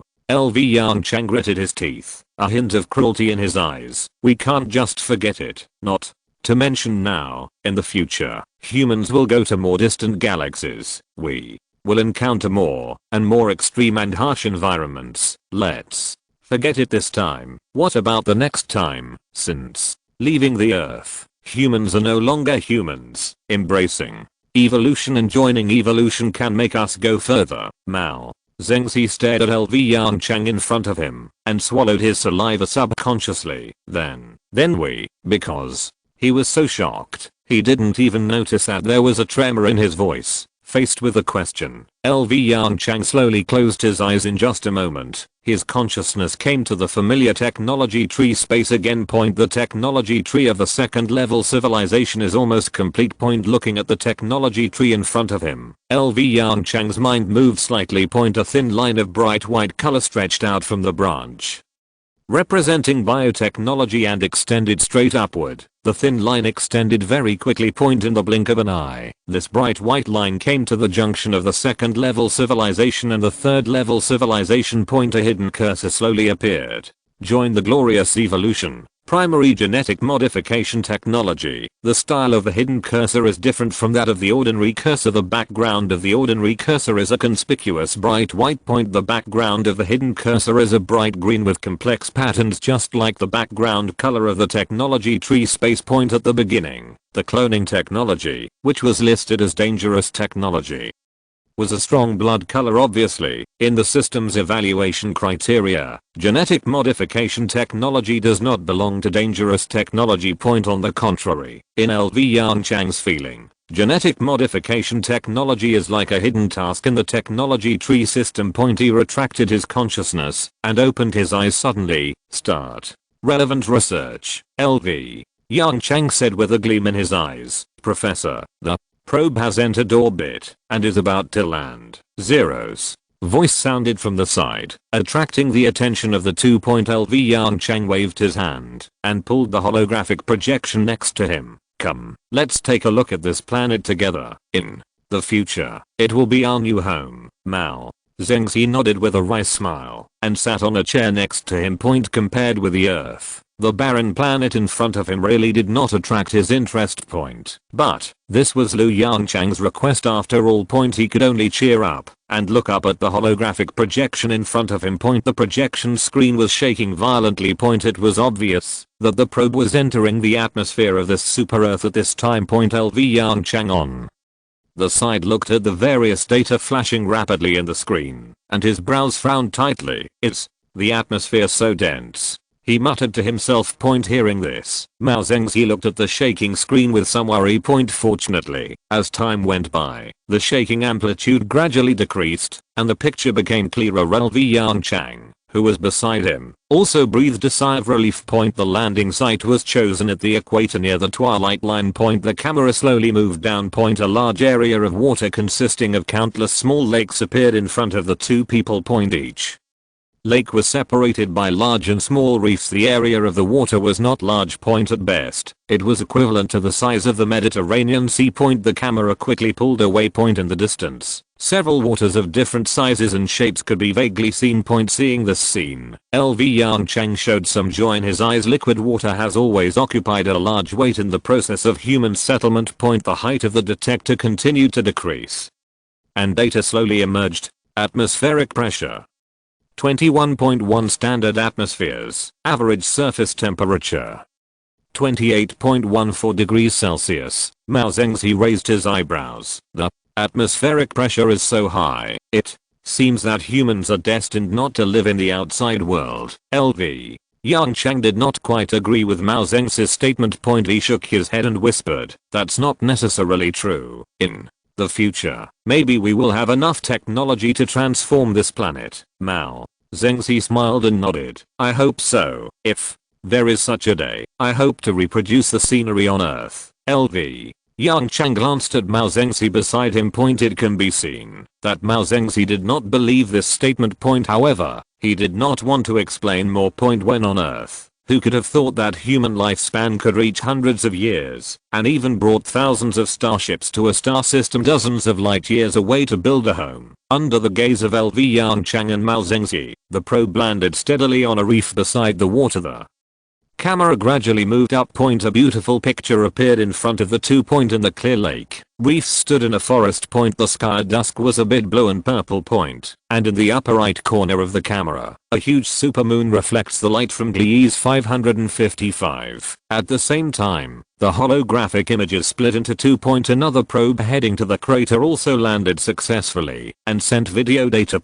In the blue-purple sky on the left, there is also a huge supermoon. On the right side of the camera, a tall mountain rises from the flat land. At the top of the mountain, you can vaguely see the rolling lava with a red glow. Chapter 387 Prehistoric. Such a scene. Let alone LV Yongchang, even Mao Zengzi, who was full of disgust at the beginning, was now staring at the holographic projection in front of him. How is it?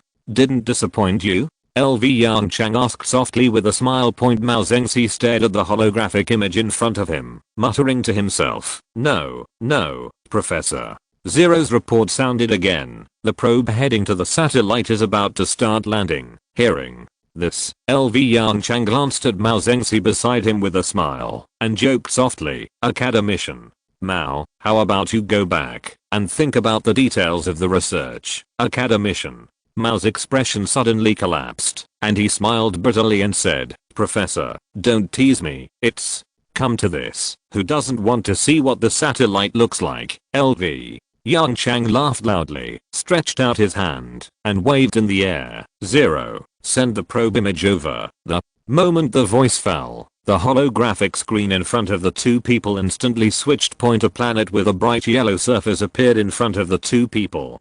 At just one glance, LV Yongchang let out a surprised cry. River? Mao Zengzi, who was standing by, expressed LV Yongchang's doubts. There are traces of rivers on this satellite. LV Yongchang's eyes were full of surprise. Not just rivers. Look carefully. There are even active volcanoes beside those dry rivers. The core of this planet has not even cooled down completely. Mao Zengzi looked carefully in the direction of LV Yongchang's finger. Sure enough, there are a few scattered red dots on the huge planet. A satellite whose core has not yet cooled down. What a pity. LV Yongchang suddenly shook his head and sighed.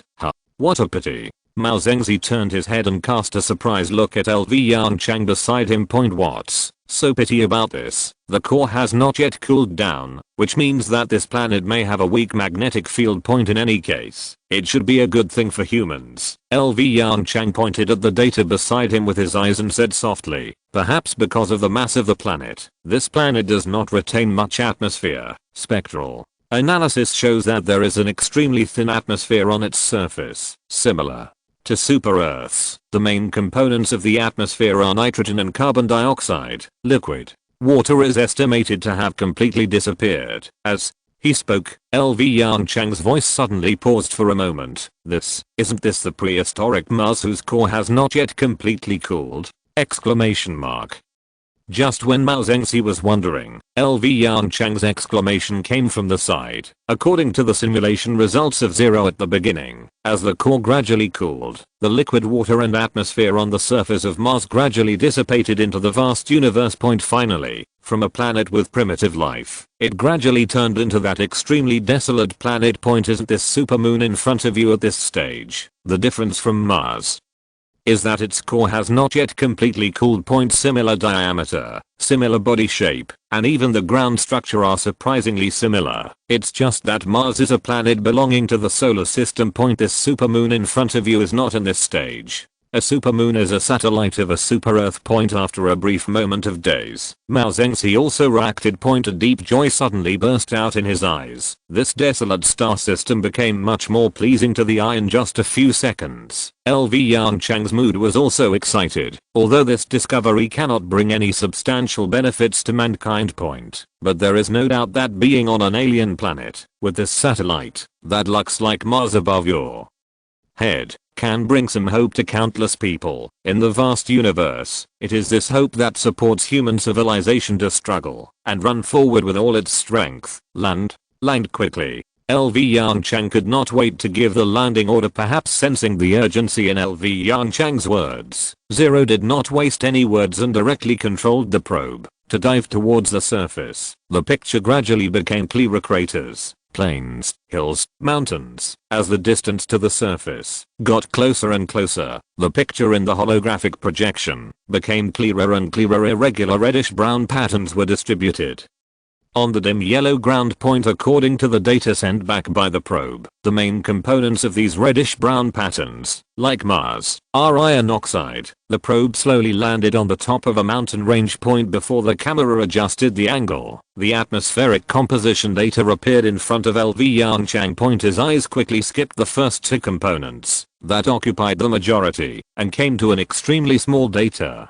Oxygen 0.03%. Alright. The presence of iron oxide minerals, plus this extremely rare oxygen content. LV Yongchang even suspected that this supermoon was copied from Mars. The camera angle was calibrated. Clear image data appeared in front of LV Yongchang and Mao Zengzi through the long-distance communication device with almost no delay. Light brown soil, blue-black sky, undulating ground, bright main starlight. I plan to recreate the Mars base on it. LV Yongchang stared at the holographic projection in front of him and said softly, all the drawings are in the database. It won't take much time for us to build another Mars city. Mao Zengzi took a deep breath. Then nodded excitedly. Okay, after it's built, I want to go there to rest for 2 days. The Preliminary exploration is over next. These probes will release a large number of small exploration drones to conduct preliminary exploration and modeling of the two planets. This is a long and boring time point, therefore. Mao Zedong said hello to LV Yongchang and turned to leave the command center next. His task is very heavy point. Whether humans can live on this super Earth for a long time depends mainly on the progress of his scientific research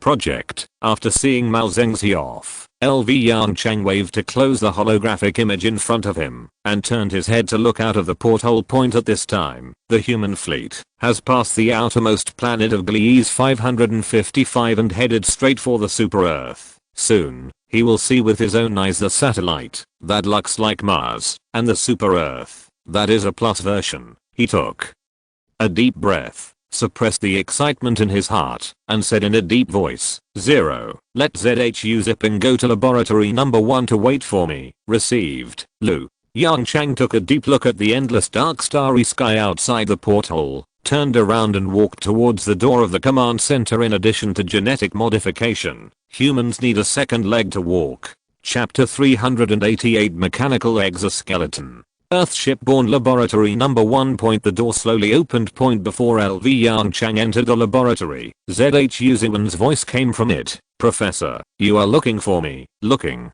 at the young man in front of him, LV Yongchang's eyes showed some size. The new generation from Proxima Centauri finally began to step into the upper echelons of the Academy of Sciences. Little by little, he knew the temper of these new generations born in a closed city. They lack the experience of living under the blue sky and white clouds. Therefore, compared with the older generation, they are naturally less human. Maybe they will seem a little boring in daily life. But this temperament is undoubtedly more suitable for scientific research, especially scientific research under the endless starry sky. LV Yongchang didn't say any nonsense and asked directly, "Mechanical exoskeleton, how much do you know about this thing?" ZHU Ziwen's eyes burst into a touch of joy. "Professor, humans are going to start a single soldier armor plan." LV Yongchang rolled his eyes unhappily. "Put your mind away. Individual armor. At present, it does not have much effect on interstellar war. The Academy of Sciences cannot put limited resources on these insignificant projects." Hearing this, ZHU Ziwen's bright eyes dimmed a little. He drooped his shoulders and said somewhat dejectedly, "I understand, but why did you suddenly mention the mechanical exoskeleton? Since the zero control robot has been available, this project has long been thrown into the trash can." LV Yongchang chuckled and patted ZHU Ziwen on the shoulder. "Now, the opportunity has come. The Academy of Sciences is preparing to restart the mechanical exoskeleton research project." Looking at the doubt in ZHU Ziwen's eyes, Lu Yongchang briefly explained the situation of the super Earth. "How is it? Can it be achieved?" ZHU Ziwen's eyes showed a thoughtful look. After a brief thought, he nodded vigorously. "Yes, we can make the mechanical exoskeleton into a semi-enclosed armor. On the basis of ergonomics, these semi-enclosed armors can greatly reduce the burden on the human body." As he spoke, he stretched out his hand to summon a holographic projection and began to draw on it. In just a few strokes, a human-shaped armor appeared in front of Lu Yongchang. "We can even integrate various individual weapons on these armors, such as Type 2 Gauss rifles, small laser cannons, individual nuclear torpedoes." As he spoke, ZHU Ziwen's expression gradually became excited. "Stop, we'll talk about these things later." LV Yongchang interrupted ZHU Ziwen's self-entertainment. "Time is tight. You and I are jointly responsible for this project. The first generation of products must be produced within a week. Don't worry about the production line. I will let Zero synchronize the transformation." "This, so fast?" ZHU Ziwen looked at Lu Yongchang in astonishment. "Isn't a week too short?" "Not short," LV Yongchang said in a deep voice. 5 days later, the human fleet will arrive at the super Earth. At the same time, the fleet will launch the landing plan and simultaneously start the surface city construction project. Before that, I hope to see the first generation of mechanical exoskeleton devices on the first batch of landing personnel." ZHU Ziwen swallowed lightly and nodded with difficulty. "Okay, I'll Try my best. More than 10 minutes later, one by one, the researchers hurriedly walked out of various areas of Earth and rushed to laboratory number 1. On the way, these researchers also unfolded a series of small holographic projections in front of them. In the holographic projection, there is an introduction to this scientific research project, sky-piercing exoskeleton armor. Shipborne laboratory number 1. ZHU Ziwan stood in front of a huge holographic projection, waving his hands in the air. The picture on the holographic projection also changed with ZHU Ziwan's movements. According to the database data, as early as the Earth era, we have conducted some research on mechanical exoskeletons. However, with the rise of zero-sum robots, this technology has been completely abandoned. Professor, I'm not saying that restarting this research project now is simply a dimensionality reduction attack. ZHU Ziwan complained softly. Then, ZHU Ziwan dragged out several design drawings from the database. The human-computer interaction system was the difficulty at that time. However, according to current technology, this is actually the simplest task. The brainwave reading device can easily achieve precise control of the mechanical exoskeleton. In addition, the energy and power system. ZHU Ziwan shrugged. This is not a difficult problem. Small fusion batteries are enough to maintain normal operation for years or even decades without a weapon system. In terms of motors, it's not difficult for humans at present. LV. Yongchang narrowed his eyes slightly and carefully checked the parameters in the holographic projection. It is indeed as ZHU Ziwan said. To study mechanical exoskeletons with a strength close to the third level civilization is simply a dimensionality reduction attack. These simple tasks can be handed over to those researchers to complete. The most difficult point at present is how to improve the flexibility and comfort of the mechanical exoskeleton device. LV. Yongchang nodded silently. It is understandable. On the one hand, the strength and power of the mechanical exoskeleton must be ensured. On the other hand, the mechanical exoskeleton must be as close to the human body curve as possible, and even make it a kind of clothing point. While ensuring the above 2 points, these exoskeleton armors must be flexible enough, at least, it cannot affect the normal life of humans. If you want to meet these requirements at the same time, the difficulty of manufacturing exoskeleton armor will increase instantly. LV Yongchang pondered for a moment and said, let's do this. I am responsible for the design of the drawings of the entire set of exoskeleton armor. You solve the problem of the flexibility of the exoskeleton. As for whether the strength and power can meet people's needs. LV Yongchang thought for a moment, and his eyes lit up. 0. Let those awakened personnel wear motion acquisition equipment. I want to collect all their motion samples in daily life. After the data collection is completed, unified modeling and analysis. 5 days later, with the hard work of everyone, the first set of mechanical exoskeleton armor was successfully born in the number 1 shipborne laboratory. The entire set of exoskeleton armor presents a semi-enclosed structure. It consists of several key parts: head and neck protection device. The carbonine armor with dense air holes on the surface perfectly covers the back of the human head and neck, and provides certain support for the most important organs of human beings. Carapace.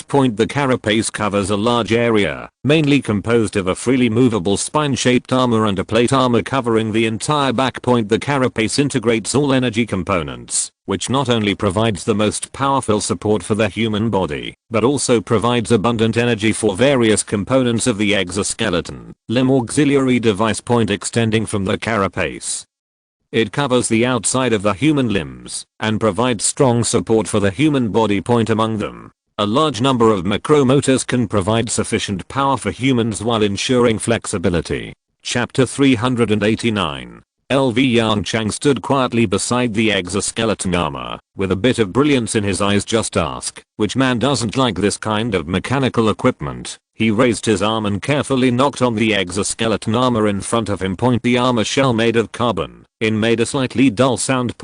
Although the sound was dull, it gave people an extremely solid sense of security. What are the test results? LV Yongchang turned his head to look at ZHU Ziwan beside him and asked softly, does it meet the expected standards? ZHU Ziwan nodded quickly and stretched out his hand to drag the holographic projection next to him in front of Lu Yongchang. Professor, we have conducted many unmanned test experiments. The flexibility of this exoskeleton armor is far beyond that of humans. Under Zero's control, it can even do many actions that humans cannot do. There are no problems in terms of command response speed and force control. LV. Yongchang did not speak, but stretched out his hand and gently stroked, carefully checking the test data point. When he saw that its load-bearing capacity reached an astonishing 500 kilograms, his eyes twitched violently.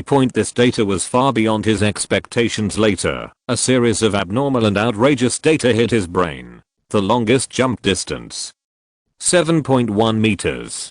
Jumping height, 5.4 meters. LV Yongchang's eyes gradually became strange. By the way, these data are all test results under the gravity of the Earth. If it is on a super Earth, the effect should not be so significant. As if afraid that he would misunderstand, Zhu hurriedly explained. This explanation, coupled with these amazing data, made LV Yongchang's expression even more strange. In his imagination, the biggest role of this mechanical exoskeleton device is actually to provide sufficient support for the human body. It is equivalent to a pair of crutches that fit the whole body and have their own power. But now, I asked you to make a crutch, but you made me a set of interstellar armor? Are you okay? Hiss. LV. Yongchang took a breath of cool air and pointed at the data in front of him. Did you add these features? Zhu. Ziwen leaned over and looked at the place where Lu Yongchang pointed and said excitedly, yes, Professor, don't worry. Zero has been simulated in all directions. The added motors and other equipment will not affect the strength of the overall structure of the mechanical exoskeleton. LV. Yongchang was silent for a moment and slowly uttered a word. Well done, Zhu.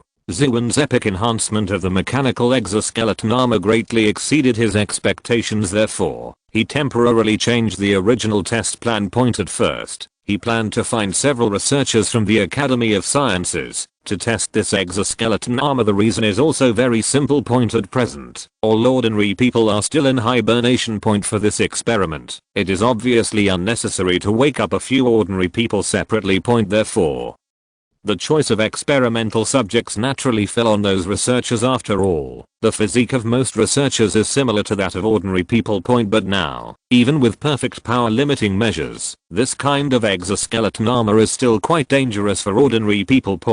So LV Yongchang turned his attention to the military. Zero. Let Bai Yixuan and others come to the laboratory. They are too old to charge at the forefront of the war as veteran captains who have participated in the war since Earth. They have successfully entered the command center of the First Fleet with their rich combat experience. That's why LV Yongchang put his mind on Bai Yixuan and others because of their age. Their physical fitness is stronger than ordinary people, but in the military, they are only at a lower middle level. And where the fighting on the surface or in space, Bai Yixuan and others have sufficient practical experience. More than 10 minutes later, the door of the number 1 shipborne laboratory slowly opened. Professor Lu, do you have something to ask us? Bai Yixuan's gentle voice came from the door. Hey, Captain Bai, what are you talking about? Hang Fan's carefree voice sounded at the same time. Professor, can't you come to us to chat? If you have nothing to do, you are a person who can't be enlightened at first sight. LV Yongchang. After not seeing each other for many years, Hang Fan is still the same as before. He turned his head and cast his eyes towards the door as expected. He saw the familiar scene again. Under the glare of Bai Yixuan and Ziwan. Hang Fan smiled awkwardly and made a gesture of shutting up. As if seeing Professor Lu's gaze, Hang Fan's eyes lit up and raised his hand to wave at him. LV Yongchang naturally showed a gentle smile on his face. As time went by, these old people from the Earth that he was familiar with had become fewer and fewer without him noticing. Therefore, in daily life, he would not put on the airs of a chief scientist. On the other hand, human life expectancy has been greatly extended. No matter how tough the nerves are, they will break after being tense for hundreds of years. Therefore, when faced with these funny jokes, most of the time, his choice is to participate. Yes, Yixuan, Hang Fan is right. Lu Yongchang smiled and joked. Can't I come to you if there is nothing wrong, Bai? Yixin's eyes suddenly flashed with surprise. Obviously, he didn't expect LV Yongchang to say that. Looking at the circle of researchers surrounding LV Yongchang in the laboratory, Yixin smiled bitterly and shook his head.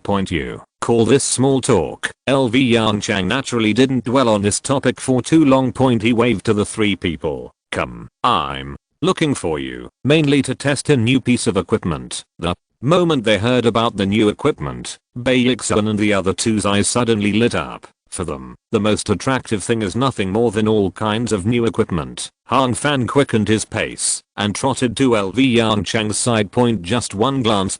His eyes were fixed on the exoskeleton armor in front of him. Fuck, Hang Fan uttered the Chinese quintessence of expressing amazement. Professor, is the Academy of Sciences preparing to make individual armor? Faced with the same question as ZHU Ziwen, LV Yongchang naturally shook his head with a frown. After some explanation, Hang Fan, with disappointment on his face, turned around and walked towards the nearest gravity cabin dejectedly. This test will be conducted in a gravity chamber. Because they do not have artificial gravity technology, the gravity chamber of the human fleet mainly relies on centrifugal force to achieve equivalent gravity. The entire gravity chamber is a huge wheel structure connected to the starship. Under the action of powerful motors, this huge wheel can rotate at different speeds under Zero's control, thereby creating an equivalent gravity of 0.1 g to 1.5 grams. Chapter 390. Are you serious about taking a half step back?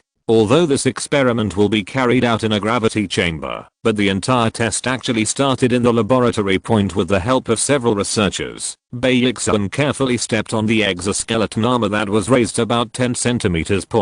That was the shoe equipped with the exoskeleton armor in the shoes. In addition to the electromagnetic absorption device, there are countless sensors. Yixin turned around and leaned on the exoskeleton armor with a nervous look. A sense of panic about the unknown situation arose from the bottom of his heart. Zero, start the experiment. Lu Yongchang gave the order softly. Turn on the power limit function of the exoskeleton armor. In order to avoid unexpected situations, he added again. The moment the voice fell under Zero's control, the semi-enclosed exoskeleton armor quickly tightened. With the help of precise mechanical structures, the whole set of armor fits Yixin's body. Curved tightly. Relax. LV Yongchang glanced at the data on the holographic projection, raised his eyebrows and said, lean your whole body against the armor. Trust it. Don't resist. Yixin took a deep breath, and the tense muscles on his body slowly relaxed.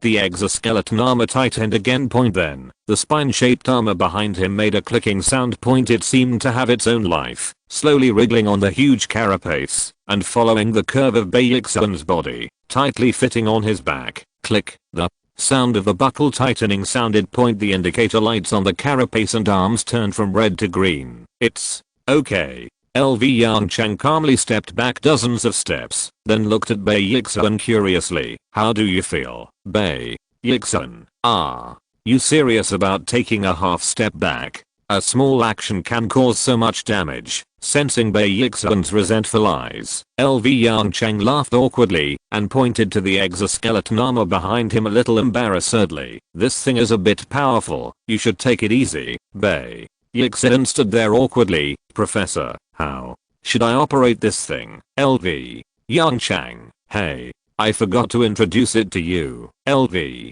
Yongchang pointed to the back of Yixin's head. There is a brainwave reading device here, and the operation method is basically the same as in the deep sea cabin. Yixin suddenly realized. Okay, next, let's take a step and see. He moved his mind slightly. A huge force came from his right leg, driven by the exoskeleton armor. He was forced to take a step forward. Then, he lost his balance. Obviously, even if the power limit function is turned on, this exoskeleton armor is not something that ordinary people can easily control. Seeing that the distance between him and the ground is getting closer and closer, Yixin has an idea in his mind in a hurry. Several powerful forces came from around his body, forcing him to make several movements. The world is spinning. Bang. A loud noise came from the bottom of his feet, and the tilted picture in front of him has returned to normal. WTF. On the side, Lu Yongchang's murmur came.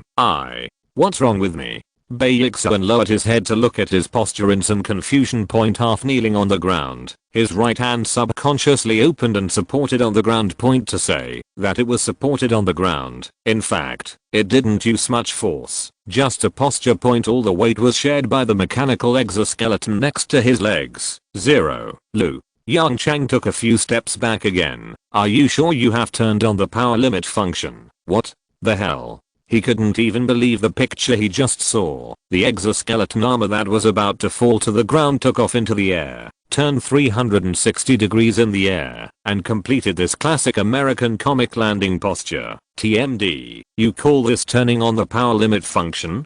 Professor, the power limit function has been confirmed to be turned on. Do you want to turn it off? Don't. LV Yongchang was shocked and shouted repeatedly. What's going on? If the power limit function is turned off again, this exoskeleton armor will not be able to fly to the sky. As for ZHU Ziwen, facing LV Yongchang's questioning eyes, he smiled and spread his hands. Professor, have you forgotten to ask Zero to collect action samples? These actions are data in the database. LV Yongchang. So, what are these awakened captains and pilots doing in the gravity cabin? At this time, under the control of Baeksuan, the exoskeleton armor that had just completed a difficult action has slowly stood up.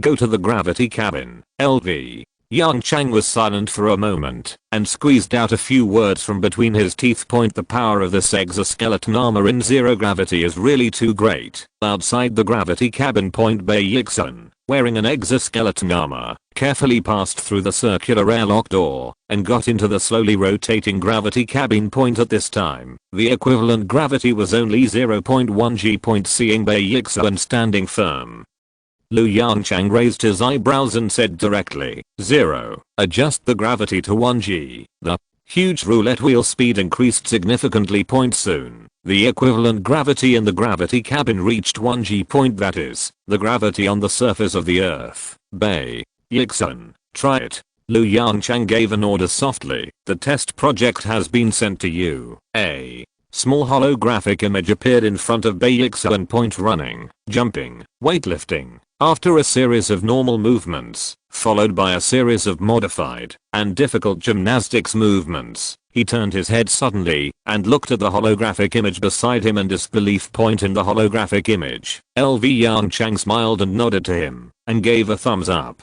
0. Have all the people in the gravity cabin been evacuated? Evacuation is complete. Baeksuan, he took a deep breath and issued a command to the exoskeleton armor behind him with the help of the brainwave reading device. Run, jump. With the assistance of Zero, every movement was executed extremely perfectly. Even those exaggerated gymnastics movements were perfectly presented in front of everyone. Half an hour later, Baeksuan's eyes were full of excitement. His cheeks were flushed, and he completed the last movement. Awesome. In just half an hour, he completely fell in love with this exoskeleton armor. In this half hour, he felt like a Superman, completing one action after another that he had never dared to think of before. He could even imagine how powerful this exoskeleton armor would be once the surface combat began. Baeksuan, how do you feel? If possible, I will increase the equivalent gravity to 1.5 g next. Lu Yongchang's voice came from the speaker. Baeksuan raised his eyebrows. Do you still need to ask? And it's done. He nodded decisively. I feel good. I can increase the gravity at any time. The moment the voice fell, the rotation speed of the huge gravity cabin began to increase again. Chapter 391 Overload. 1.1 g. 1.2 g. The numbers on the holographic projection kept growing, and in just a few minutes, it reached the upper limit of the gravity chamber. 1.5 g. As a veteran starship pilot, adapting to this level of gravity is as easy as breathing and drinking water for Baeksuan. Before the deep sea chamber technology appeared, he even had to withstand a super strong overload of more than 10 g. Some people may ask, since it can withstand a strong overload of more than 10 g, why can't it survive on a super Earth with a gravity of 1.9 g? The reason is very simple. That level of super strong overload often only lasts for a few seconds. What's more, with the existence of anti-gravity suits and ergonomic seats, The negative impact of overload is minimized point, but the super Earth is different point. That 1.9 g gravity is really pressing on people point. It is obviously not an easy task to walk and move under such gravity point. Yongchang cast his eyes on the holographic projection in front of him point. In the holographic image, facing the equivalent gravity of 1.5 g, Baekseoan stood there calmly. How does it feel, LV? Yongchang asked point. In the gravity cabin, Baekseoan closed his eyes slightly and felt it carefully point. He even controlled the exoskeleton armor to raise his hands and legs and made a few standard military boxing movements. Then, Baekseoan's response came from the communication channel. Professor, I feel good. With the help of the exoskeleton, it is not difficult to stand and move normally. There is no strange feeling in the joints and muscles, but the internal organs can still feel the swelling caused by the increased gravity. Outside the gravity cabin, LV Yongchang nodded gently point. It is basically in line with expectations. Exoskeleton armor mainly solves external problems such as joints and muscles. As for internal organs, we can only rely on the research results of Mao Zedong point before the emergence of specific genetic modification technology. Soldiers and researchers who went to the super Earth could only endure some grievances, resting in a medical cabin filled with deep sea fluid every night. Medical nanorobots can repair internal organ damage under overweight conditions as much as possible. And deep sea fluid can greatly reduce the impact of overweight on them. Perform the test just now again. Yongchang gave the order directly. After a moment of silence, he added softly, be careful, under 1.5 g gravity, some movements may damage your internal organs. If you feel uncomfortable, stop the test immediately. In the holographic screen, Baekseoan nodded gently. Then, he controlled the exoskeleton armor again and used it to drive his body to move. Singing, dancing, ahem, that's not right. Running, jumping, weightlifting. Each test result appeared in front of Yongchang at the same time. He raised his eyebrows slightly. Sure enough. As ZHU said, the theoretical data of the exoskeleton armor are all under the condition of 1 g gravity. Under the environment of 1.5 g or 1.9 g, the data performance will be much lower, but even so. Wearing this exoskeleton armor, Baekseoan is already a superman in the human fleet. Farthest jump distance 4.5 meters. Jump height 3 meters. Maximum load capacity 300 kilograms. The basic test was over soon, and then there were some difficult skills.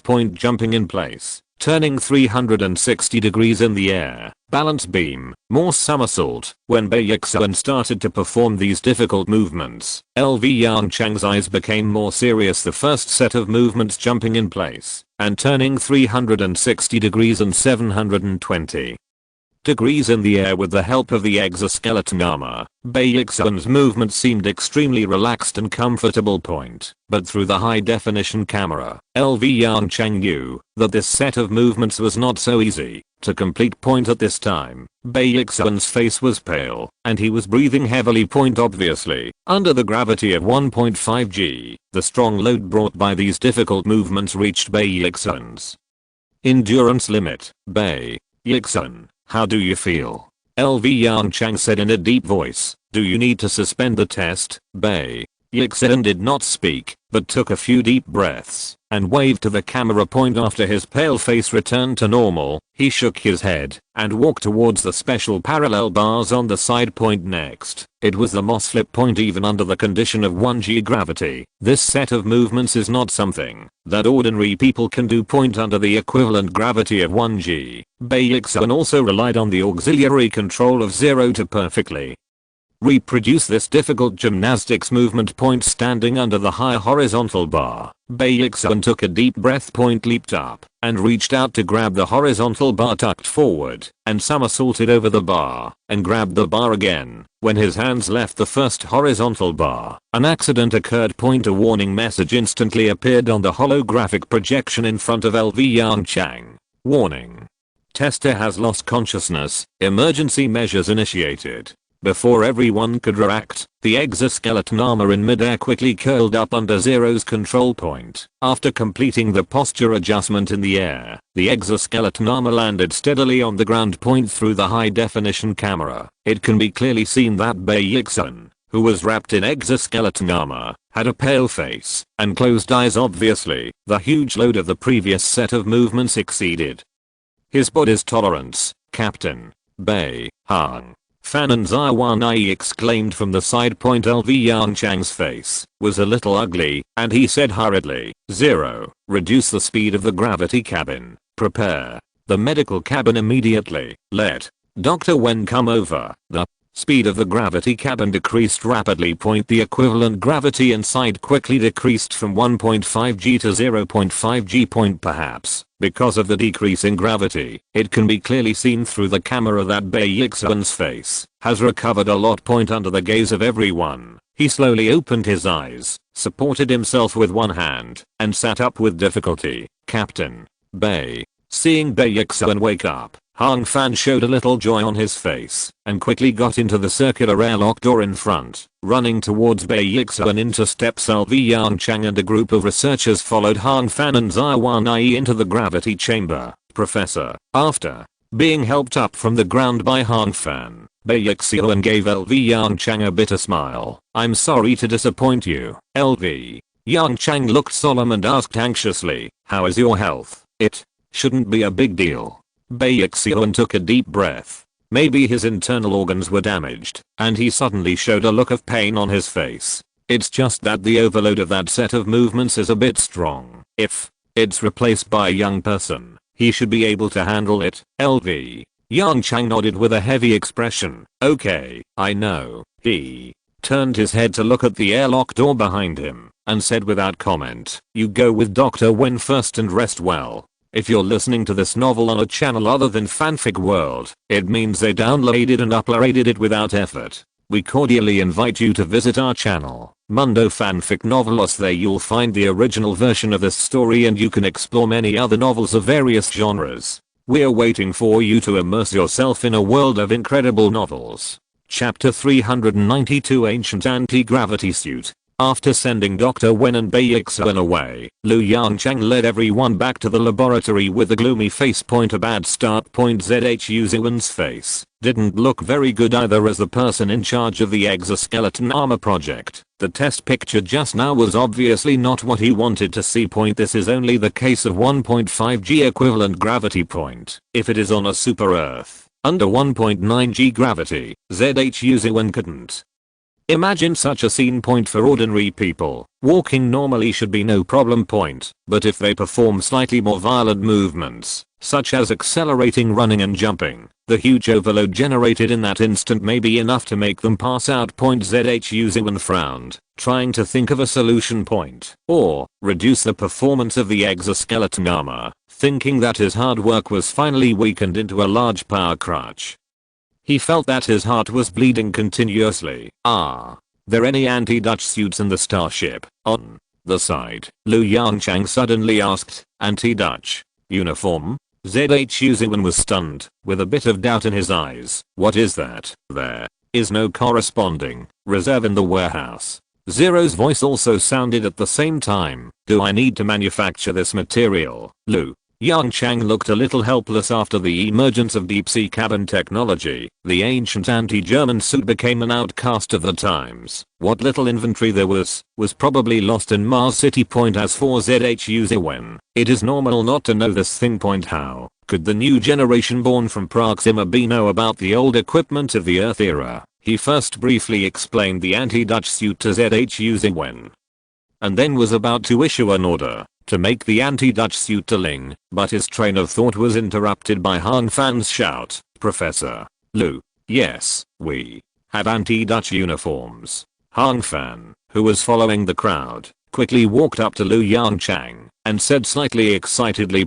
Lu Yongchang was slightly startled. "Do you have anti-German clothing?" Hang Fan nodded excitedly. "Yes, there is another set." Seemingly seeing the doubts in the eyes of Lu Yongchang and everyone around him, Hang Fan quickly explained. "Professor, do you still remember the first generation Zhuan number 1? Lu Yongchang's eyes moved slightly, with a look of surprise on his face. Do you still have that anti-Dutch suit, Hang? Fan scratched the back of his head in embarrassment and whispered, let's keep it as a souvenir. That was, after all, the beginning of Za's true rise. Lu. Yongchang was a little moved.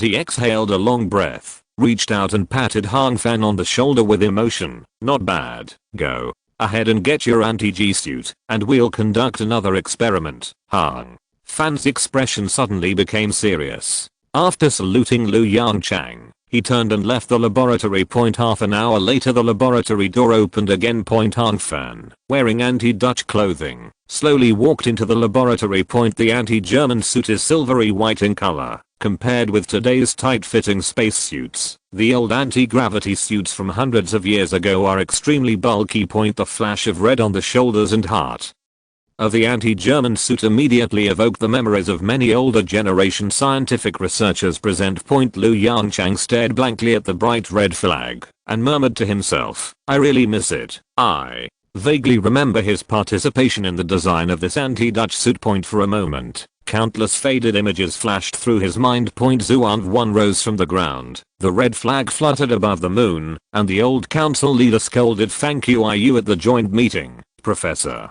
Hang Fan saluted with a standard military salute again, and said in a deep voice, I'm ready. Seeing the determined expression on Hang Fan's face, Lu Yongchang took a deep breath and his face became serious. Has the anti-Dutch suit been inspected? All features still work, Professor. I believe in ZAGUO's manufacturing standards. Hang Fan replied in a firm and powerful tone without any hesitation. After hearing this, after a brief daze, Lu Yongchang showed a bright and proud smile on his face. Let's go to the gravity cabin. Aside. ZHU. Zuan stared blankly at the scene in front of him. Although it is somewhat difficult to understand what is happening in front of me. But there was something slightly touched in his heart. Looking at the bloated Hang Fan striding towards the gravity cabin, or thought flashed in ZHU Zuan's mind. In a few days, let's check out the historical database again. Go and see human civilization in the age of the earth. Inside the gravity chamber the second round of testing started again. Soon, the test progress came to Moss somersault again. Under the worried eyes of Lu Yongchang and a group of scientific researchers, Hang Fan successfully completed the entire set of actions the moment he landed on the ground. Like Baeksun, his face was slightly pale. However, with the help of anti-gravity suits, he successfully survived the sudden increase in overload. The test continues facing groups of difficult movements. The role of anti-gravity clothing is fully revealed. Finally, after more than 10 minutes Hang Fan panted heavily and successfully completed all test items with a burst of applause. He controlled the exoskeleton armor, sat down on the ground, and calmed down the discomfort in his body.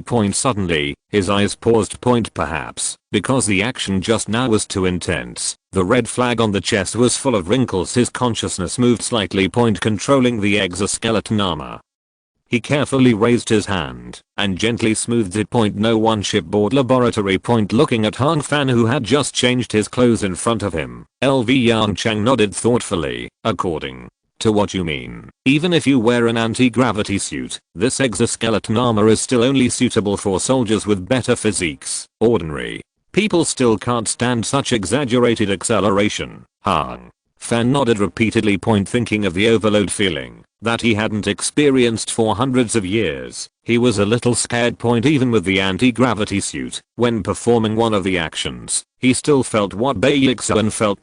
Due to a large amount of blood flowing to the legs, the brain lacked oxygen and his eyes went black. Fortunately, the anti-gravity suit took effect in time. Otherwise, I guess he would have to go to Dr. Wen as a guest like Captain Bay. LV Yongchang naturally didn't know what Hang Fan was thinking. At this time, he was talking to ZHU Zuan. Remove all the redundant functions. We need a civilian version of the exoskeleton armor. Can you do it? ZHU Zuan nodded with a wry smile. Sure enough, he still couldn't avoid this weakening. Don't worry, the military version will still use the original exoskeleton armor. LV Yongchang patted ZHU Zuan on the shoulder and comforted him softly. Zero is already preparing for the production line. Next, take a break for 2 days and start the next project. What project? ZHU Ziwen's eyes were a little confused. LV Yongchang looked at ZHU Ziwen in front of him with a smile. Did you forget those weapon modules? ZHU Ziwen's eyes suddenly lit up. Professor, don't worry, the civilian version of the exoskeleton armor will be ready soon. Chapter 393, Stargazing. The exoskeleton armor test is over, although there are still some flaws. Overall, the test was a complete success. 2 days passed in a flashpoint. The human fleet also successfully arrived at its destination, the 6th planet in the Gliese 555 star system point. In order to distinguish it from other planets in the star system, it was named Dawn Star. Needless to say, the meaning is obvious after a series of ups and downs in his escape. On this planet, LV Yongchang saw the dawn of human civilization restarting a peaceful and developing life point. He also saw the dawn of the rise of human civilization point. As for its satellite, the supermoon, it was simply named Dawn 1 satellite, or Guangli 1 for short. The landing operation is about to begin, and almost all scientists and crew members in the Academy of Sciences have become busy. As the chief scientist, LV Yongchang is no exception. However, compared with other scientists, he has a more flexible schedule. After finishing his own work, LV Yongchang, who was busy, quietly returned to his office. There are several seats by the portal in the office. It was for viewing and relaxing. He sat in his usual seat, silently watching the planet getting bigger little by little outside the portal. LV Yongchang's ears moved slightly. The sound was highly recognizable. It was the unique footsteps formed by electromagnetic boots. Professor, a familiar female voice came from behind. The next moment, Su Yutang's voice came from beside him. At the same time, a familiar figure sat in the seat next to him. Click. The electromagnetic absorption device fixed Su Yutang's body firmly on the seat. Have you finished your work?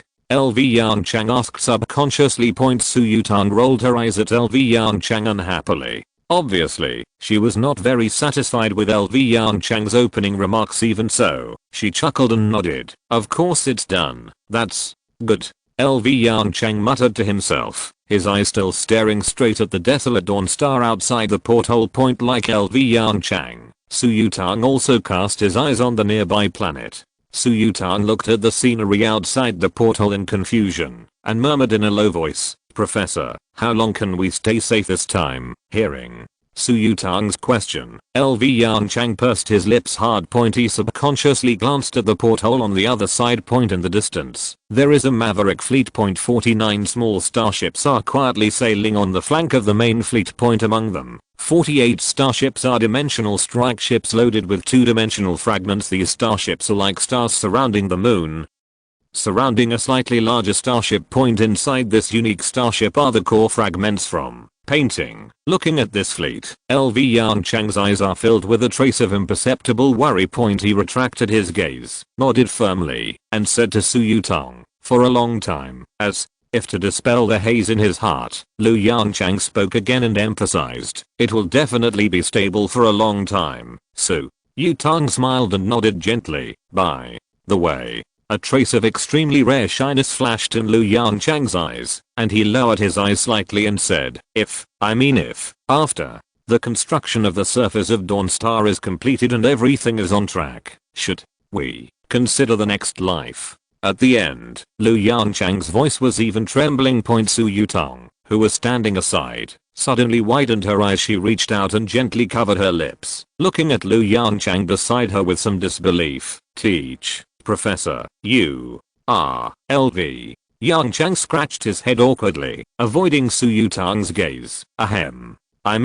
It's not a solution to keep going like this. When everything is on track, I guess I can have some free time. Then, we can go to the surface of Dawn together, to see the stars. Su Yutang smiled and asked in a very gentle tone, just to see the stars. This straight bowl made LV Yongchang more and more at a loss. He opened his mouth and his face flushed slightly. Of course, there are other things. Can I? Looking at LV Yongchang, who was completely different from usual, Su Yutang's smile became more and more obvious. Click. She reached out and gently untied the electromagnetic absorption device on the seat, moved her body, and moved closer to LV Yongchang point. Then, she reached out firmly, and held LV Yongchang's palm point. The warmth in her palm, and from her side, made Su Yutang's eyes flash with shyness, but she still looked straight at Lu Yongchang's face and said softly, "Of course, Lu." Yongchang trembled slightly, and raised his head carefully. Their eyes met.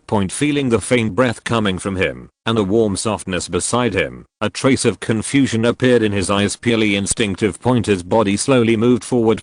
As for Su Yutang, after noticing Lu Yongchang's slight movement, he closed his eyes with a flushed face. Sure. The sound of the office door opening came from behind Yongchang. The familiar shouting stopped abruptly. The two people, who were only a little distance away, quickly bounced away like a compressed spring. Su Yutang, who had already unlocked the electromagnetic absorption device, naturally stood up successfully and left his original position. But Lu Yongchang obviously didn't have such good luck. The electromagnetic absorption device fiercely pulled Lu Yongchang back when he wanted to get up. Hiss. Lu Yongchang took a breath of cold air. Ignoring the pain in his body, he turned his head suddenly and looked at the door of the office. Sure.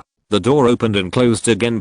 Outside the door, a burst of hurried footsteps gradually faded away. Lu Yongchang subconsciously glanced at Su Yutang, who was blushing and covering his face like an ostrich. A trace of embarrassment flashed in his eyes. Ahem. Yutang, you should go to your work first. Su Yutang lowered his head and nodded with an amplitude that was imperceptible to the naked eye. Then, Fangzhu, Lu Yongchang's mouth twitched. Don't worry, I will go and solve it over there. There was a strong evil spirit in his words. After saying that, he reached out to unlock the electromagnetic absorption device on the seat, stood up and walked towards the office door. When he was near the door, he stopped and hesitated for a moment. The agreement just now should be counted, right, Su Yutang? She squeezed out a weak response from her nose point. After receiving a positive answer, Lu Yongchang's mouth corners quickly rose. He straightened his sleeves and walked towards the open office door. Chapter 394 Manner.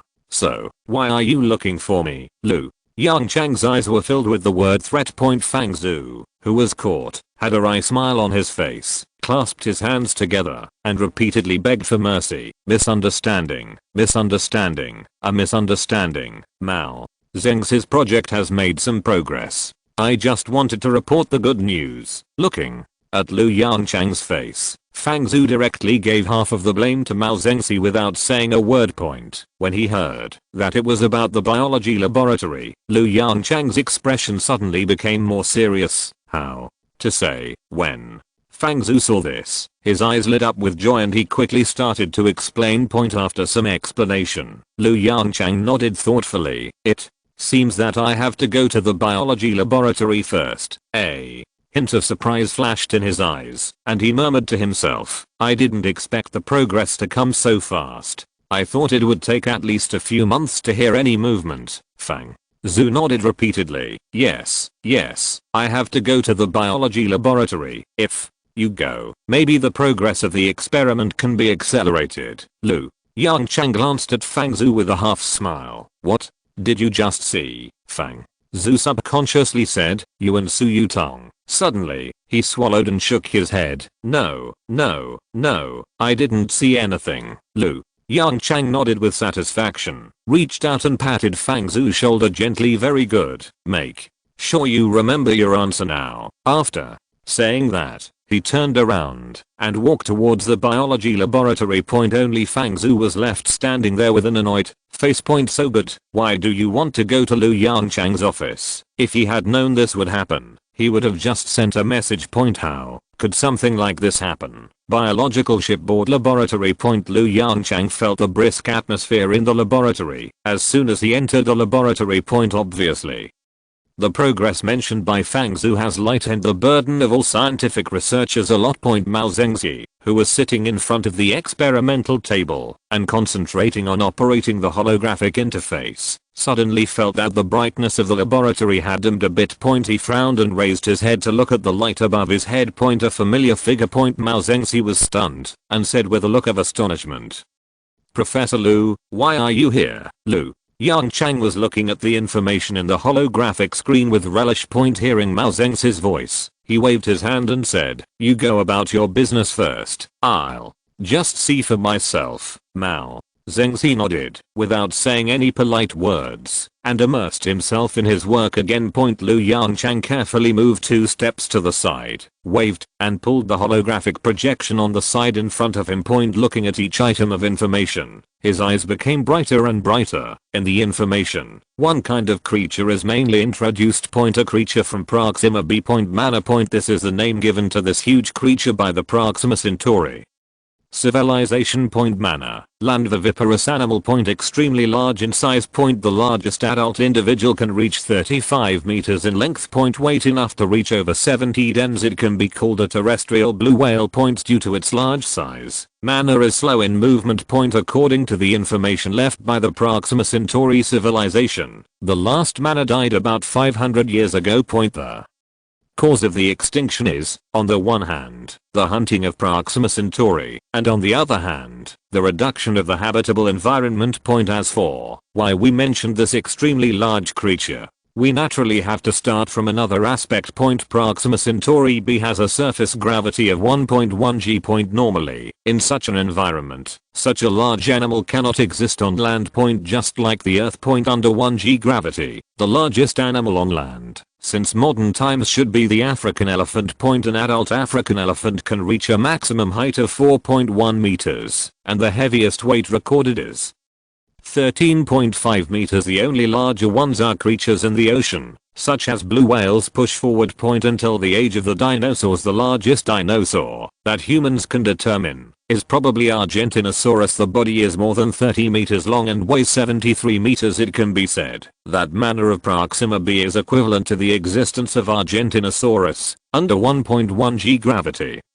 It is almost impossible for this kind of creature to appear. Neither bones nor internal organs can withstand such pressure under normal circumstances. It's unbelievable. Liu Yongchang muttered to himself as he looked at the information in front of him. I don't know when Mao Zedong completed his work and quietly came to Liu Yongchang. "Yeah, it's unbelievable." Mao Zedong's voice came from the side. Liu Yongchang turned his head and glanced at Mao Zedong. "From the beginning, I was going to look for inspiration from the creatures on Earth." Seeing Liu Yongchang turn around, Mao Zedong continued with emotion on his face. His emotion successfully aroused Liu Yongchang's curiosity. "Then, what?" Liu Yongchang quickly took over and asked, "What else can be done?" Mao Zedong shrugged. "To solve this problem, I must check out the giant creatures in the biobank. Those terrestrial animals in modern times on Earth obviously cannot meet my needs." Liu Yongchang nodded. Indeed. To solve this problem, we can only find experience from some extraordinary creatures. So,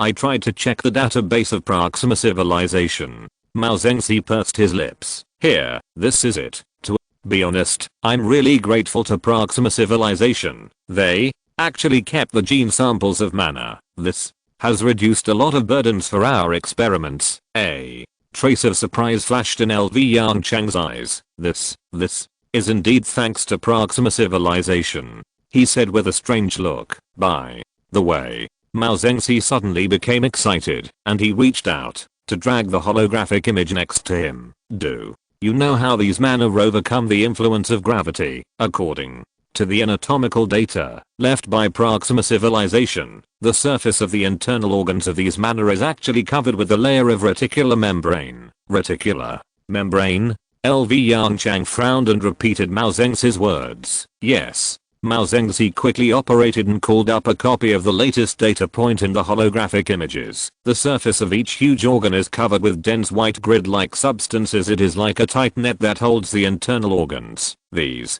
reticular membranes should be their magic weapon to resist the gravity of Proxima B. Besides that, Mao Zedong quickly flipped through the holographic images in front of him, excitedly showing various research materials to Liu Yongchang. Their genes are very different from ordinary Proxima creatures. Stronger heart muscles, stronger lungs, thicker blood vessel walls, increased bone strength. Based on the research during this period, we have successfully locked on more than a dozen gene fragments. Mao Zhengzi smiled and opened the last holographic projection, which showed a genome that was completely different from that of Earth creatures. Chapter 395. Sorry for disturbing you. Goodbye. LV Yongchang raised his eyebrows and quickly reached out to operate point. He first enlarged the holographic image in front of him. Then he frowned and carefully observed the gene fragments in the image point. Because of his previous experience in studying longevity enzymes, he also had some understanding of the gene fragments of Proxima organisms. After being strengthened by the system for hundreds of years, his brain was running rapidly. This,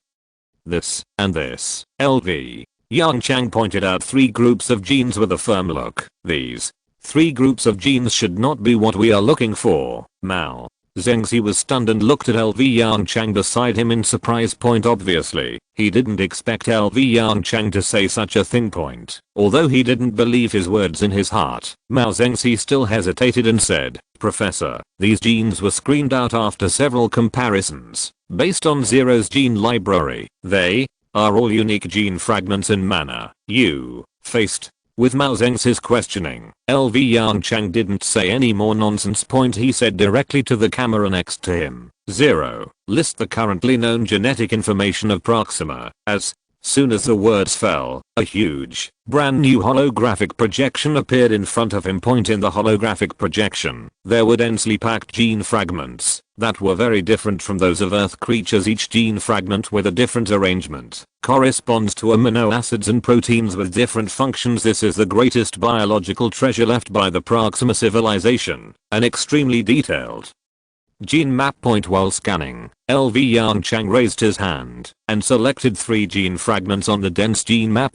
He turned his head and waved to Mao Zhengzi beside him. "These 3 gene fragments, take a good look." Mao Zhengzi subconsciously stepped forward and moved closer to LV Yongchang. "This is a gene fragment from a small herbivore," LV Yongchang explained calmly. "Compared with man's genes, the similarity between the two is more than 80%. If I remember correctly, the main function of this gene fragment is to secrete a special digestive enzyme. The function of this digestive enzyme is very simple: digest a highly nutritious plant called coca. If the data of Proxima civilization is correct, this plant disappeared on Proxima b 550 years ago. In terms of time, it coincides with the time of man's demise." LV Yongchang shrugged. "So, the function of this gene fragment is most likely to secrete this unique digestive enzyme." Mao Zhengzi stared at LV Yongchang in front of him in a daze. He swallowed slightly. "Teacher,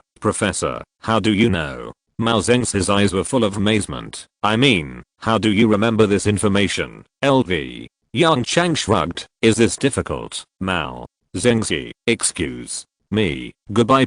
As if he didn't notice Mao Zhengzi's strange look, Lu Yongchang said to himself, "By the way, there are 2 more gene fragments. I'll tell you about their functions, Professor." Ling's voice interrupted Lu Yongchang's words. "The fleet is about to arrive at the preset landing point." Lu Yongchang frowned slightly. "So fast? How is the manufacturing status of exoskeleton armor and anti-gravity suits?" "Preliminary production has been completed, enough to supply the first batch of landing personnel." Ling responded quickly. "What about the Zhuan's second transformation project?" "Some starships have been transformed." Huh. Lu Yongchang exhaled a breath of turbid air and looked at the gene fragment data beside him with some entanglement. On one side, it was the first landing command mission of Dawnstar. On the other side, it was an equally important gene project. "Professor, you go to command the landing mission first," Mao Zhengzi said with a smile. "I'll be here." Lu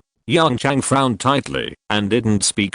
Suddenly, his frown relaxed. "Where is Fang Zhu?" he asked softly with a smile in his eyes. In the starry sky. The large-scale human fleet finally successfully arrived at its destination. Dawnstar. Under the illumination of the main star, the surface of Dawnstar presents a reddish-brown color similar to Mars. In the command center of Earth, Fang Zhu stood on the command platform, looking at the holographic projection in front of him with a depressed face. "Public revenge. This is definitely public revenge," Fang Zhu muttered to himself. "Academician. Fang." Hebelin's voice came from the side. "What are you talking about?" Bilin, let me tell you, just When Fang Zhu was about to find someone to confide his experience, a crisp cough came from the other side. Fang Zhu's expression suddenly froze. He heard it. It was Su Yutang's voice. Academician. Fang?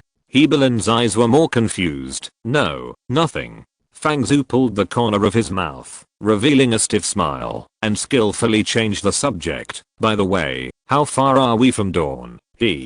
Bilin subconsciously turned his head to look at the holographic image in front of his seat. 370,000 kilometers. We will arrive at the landing point soon. Fang Zhu nodded and reached out to grab the microphone on the command desk. Attention. All units. The first landing mission on Dawn is about to begin. Check the accompanying supplies again, especially the exoskeleton armor and medical cabin. Remember, on Dawn Star, the exoskeleton armor and medical cabin are the equipment you rely on for survival. Earth. Belly cabin. The modified Zhuan second ships are neatly arranged in the hangar inside one of the Zhuan second ships. Han Fan glanced at the deep sea cabin behind him and took a deep breath.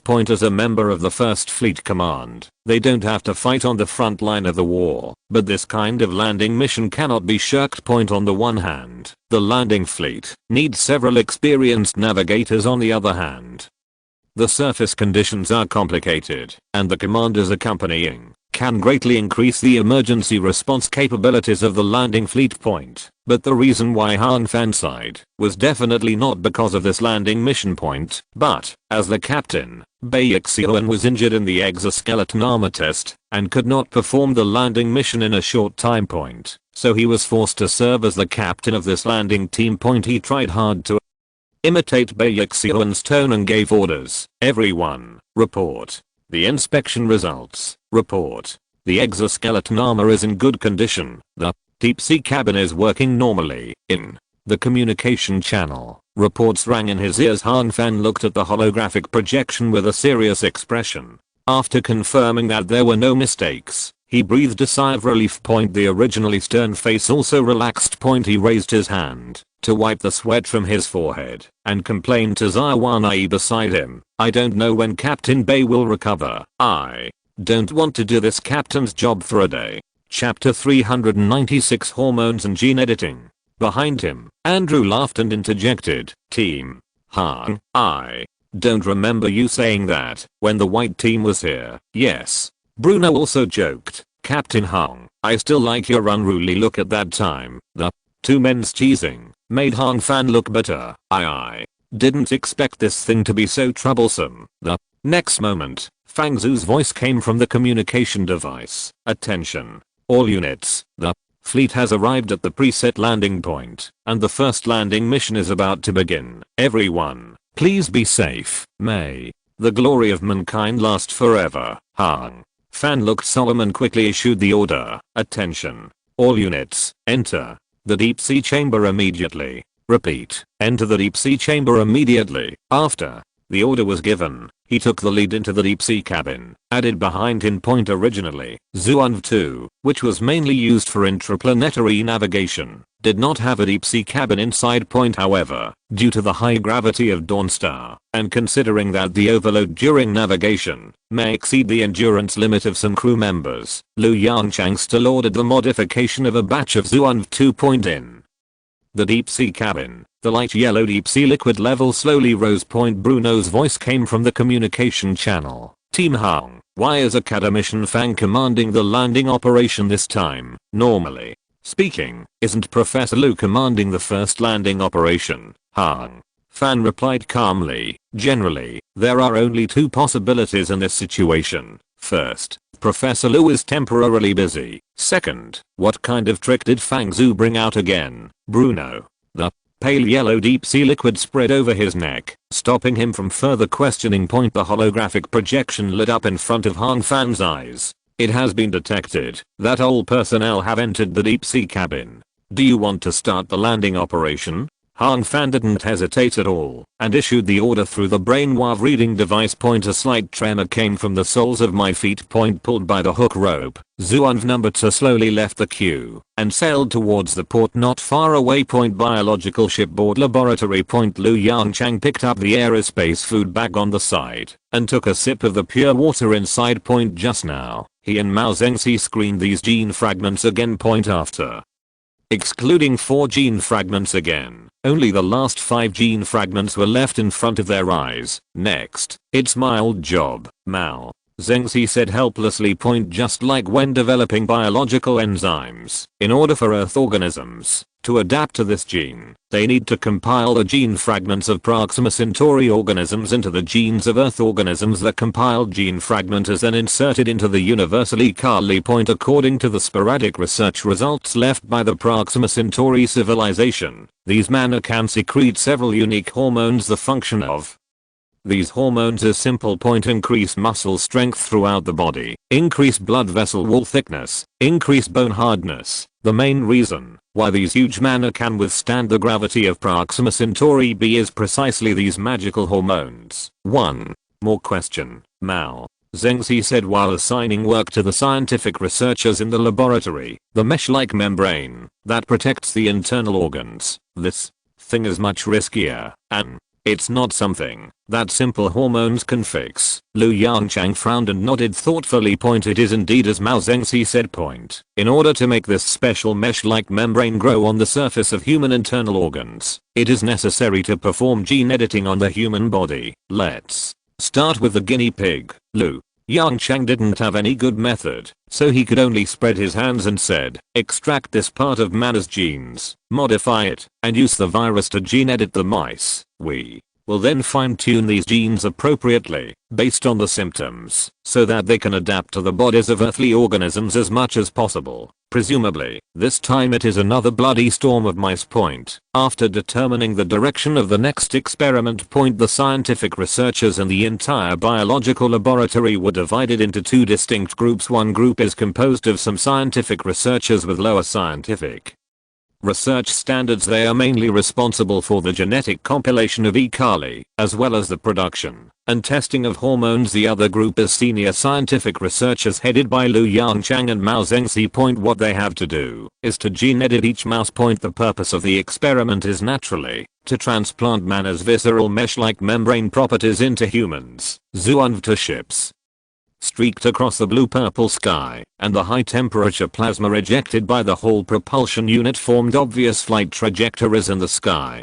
Successfully entered the atmosphere. The deep-sea cabin lock has been released, cleaning up deep-sea fluid. Warm reminder, please keep your exoskeleton armor and medical cabin safe. The text in the holographic projection gradually faded away, and the sealed deep-sea cabin door quietly opened. Hang Fan struggled to climb out of the deep-sea cabin. He trudged over to the exoskeleton armor on the side. There was no hesitation. He turned his back, stepped on the shoes of the exoskeleton armor with his feet, and then leaned his heavy body against the exoskeleton armor behind him. Almost at the same time. The back armor and head and neck protection device quickly moved towards Hang Fan's body.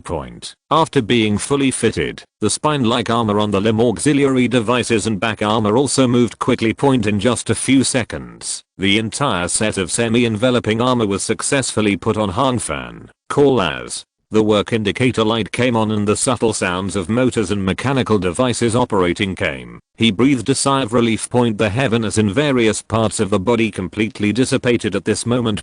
However, upon closer inspection, there was still a slight feeling of swelling in the internal organs. Click, click, click. The sound of the deep-sea cabin door opening came from beside me. Looking at his teammates with different expressions in the deep-sea cabin, Hang Fan chuckled. His consciousness moved slightly, and he controlled the exoskeleton armor, and walked aside. With the assistance of the exoskeleton armor, he easily lifted several sets of exoskeleton armors to the crowd, and signaled to them with his eyes. Tens of seconds later, thanks, Zia. Wanai, who had put on the exoskeleton armor, breathed a sigh of relief, and thanked Hang Fan softly. You're welcome. Hang Fan walked to his seat with heavy but brisk steps. It was heavy, naturally, because every step made a dull sound on the deck of Zhuan. 2. Briskness refers to Hang Fan's movements, which appear extremely relaxed and comfortable. We are still 10 minutes away from our destination. Hang Fan said in a deep voice. Be prepared. We're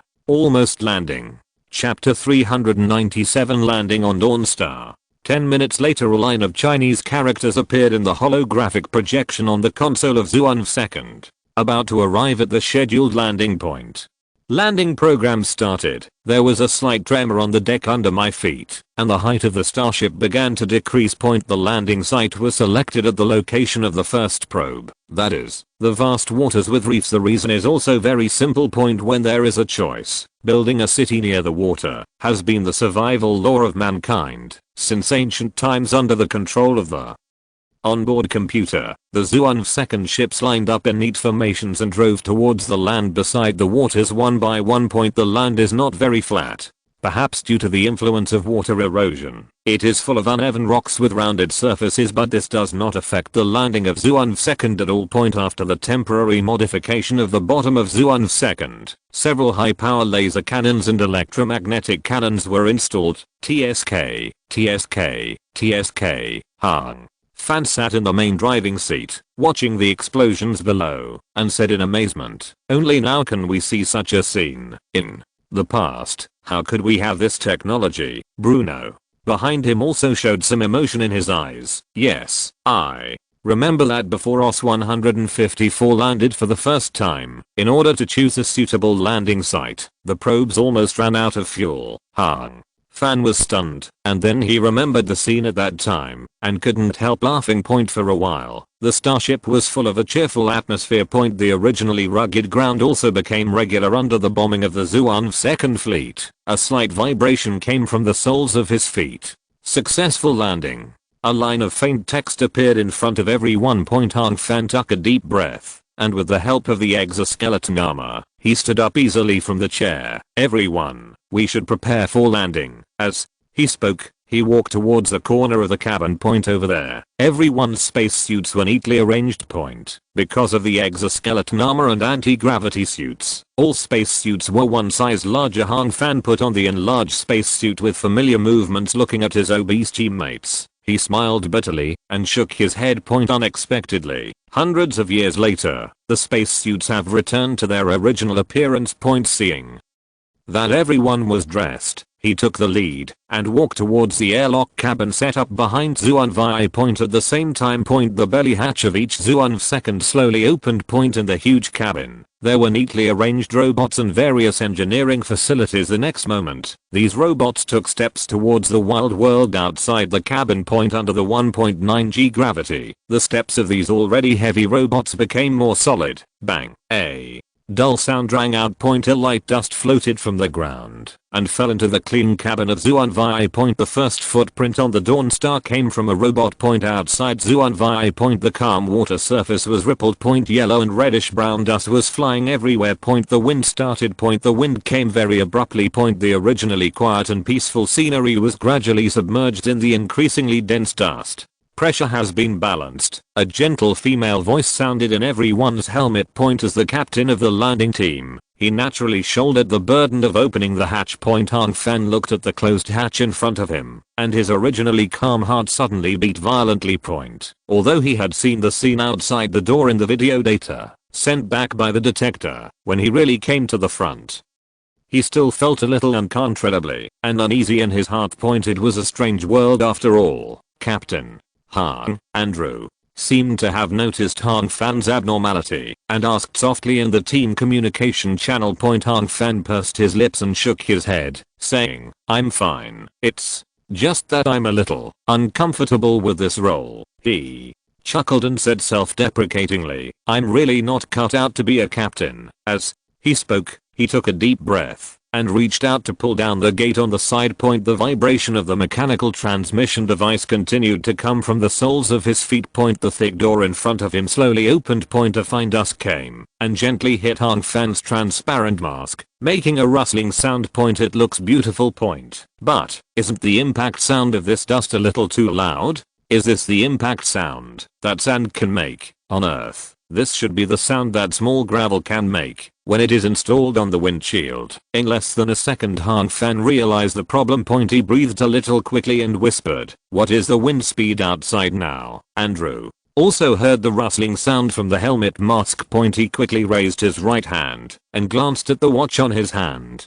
Current wind speed 15 km/h, only 15 km per hour. Andrew subconsciously took a step back, and his tone became hurried. Level 3 breeze, level 3 breeze, wind speed 12 to 19 km per hour, can only cause leaves to sway in the wind and flags to unfold slightly, but now, 15 km per hour. Han Fan was stunned, and his voice was full of surprise. How can it be only 15 km per hour, with the lethality of the dust now, let alone the wind speed of 15 km per hour? Han Fan believed that 50 km per hour was possible. Before Andrew could reply, a slight electric current sounded in everyone's headphones. The next moment, the signal from Earth squeezed into the communication channel. "Attention, all units." Fang Zhu's extremely serious voice sounded in the communication channel. "At present, the outside wind speed is 15 km per hour, because the atmospheric density of Dawnstar is much higher than that of the Earth. The destructive power caused by the storm will increase significantly, according to Zero's calculation results. Once the wind speed exceeds 40 km per hour, your life will be in danger." Next, the first version of the Dawnstar survival manual and weather forecast information will be transmitted to you. Be sure to pay attention.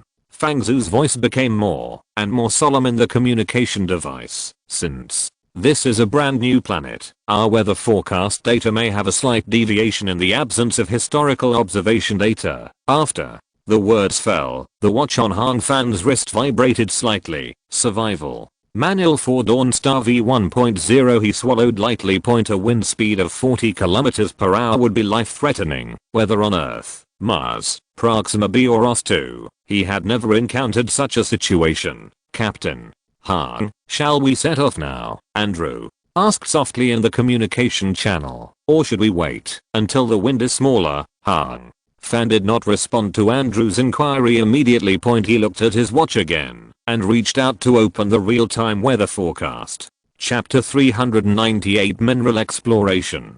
TSK. Han Fan's face suddenly turned ugly.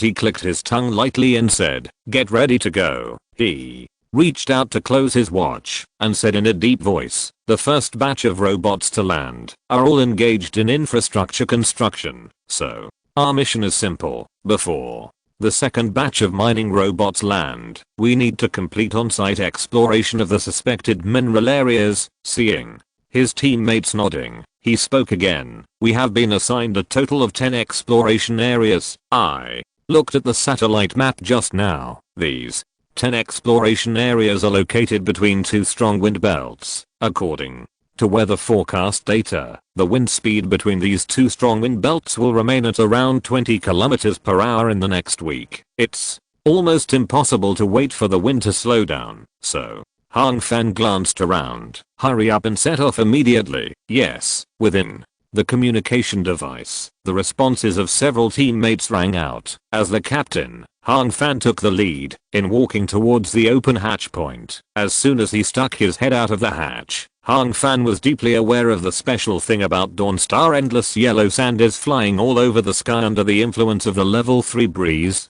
covering the entire blue-purple sky. The originally peaceful scenery completely disappeared from their sight. Listening to the constant crackling sounds coming from the glass mask, Han Fan's face became a little ugly again. Because of the existence of Zhuan 2, even if the airlock door is opened, what they just felt is not half as powerful as the real wind and sand. WTF. The sighs of Andrew and Bruno came from the communication device. "When we landed just now, there was no movement. Why is there such a strong wind all of a sudden?" Han Fan responded in a faint tone. "Is it big?" "Don't forget, it's just a breeze. Everyone in the communication channel fell into silence. Finally, it was Han Fan who broke the silent atmosphere. He walked out of the hatch with steady steps. A clearly felt push came from the side of his body, trying to push his body to fall to the other side. That is the power of nature from Dawnstar. His body swayed slightly. But in the next moment, his body stood firmly on the surface of Dawnstar, which was covered with gravel and gravel. A line of text flashed across the helmet equipped with the R display function. Exoskeleton armor power output 10%. Just one line of text directly emboldened Han Fan. Where did this go? A mere level 3 breeze was not enough for him to see. Let's go. Han Fan waved his hand, his voice full of heroism. Go and drive the planetary landing vehicle. With this exoskeleton armor, there is no place in the world that we cannot go. As he spoke, he stepped forward and walked towards the open cabin on the side of Zhuan 2. Andrew and the others looked at Han Fan standing in the wind and sand with strange expressions. For a moment, they didn't know what kind of stimulation their captain had received. How come you are so confident that you are so confident? But the next moment, after feeling the strong support provided by the exoskeleton armor and seeing that line of faint text, a relieved smile appeared on everyone's face. That's it. After a few minutes, two huge planetary landing vehicles flew out of the cabin of Zhuan 2, facing the wind and sand in the sky, and headed towards the first destination, biological laboratory. At this time, Yongchang naturally didn't know what happened on Dawnstar. All his thoughts were focused on the holographic projection in front of him. Call Yongchang breathed a long sigh of relief and reached out to rub his sore eyes. My part of the job is done. What about you? He turned to look at the experimental table aside. Over there, more than a dozen scientific researchers were operating the console in front of them with their brows furrowed and sweating profusely. Now comes the first step of the experiment. It is also the most important step. They need to extract the gene fragment that controls the growth of reticular membranes in man's internal organs. Obviously.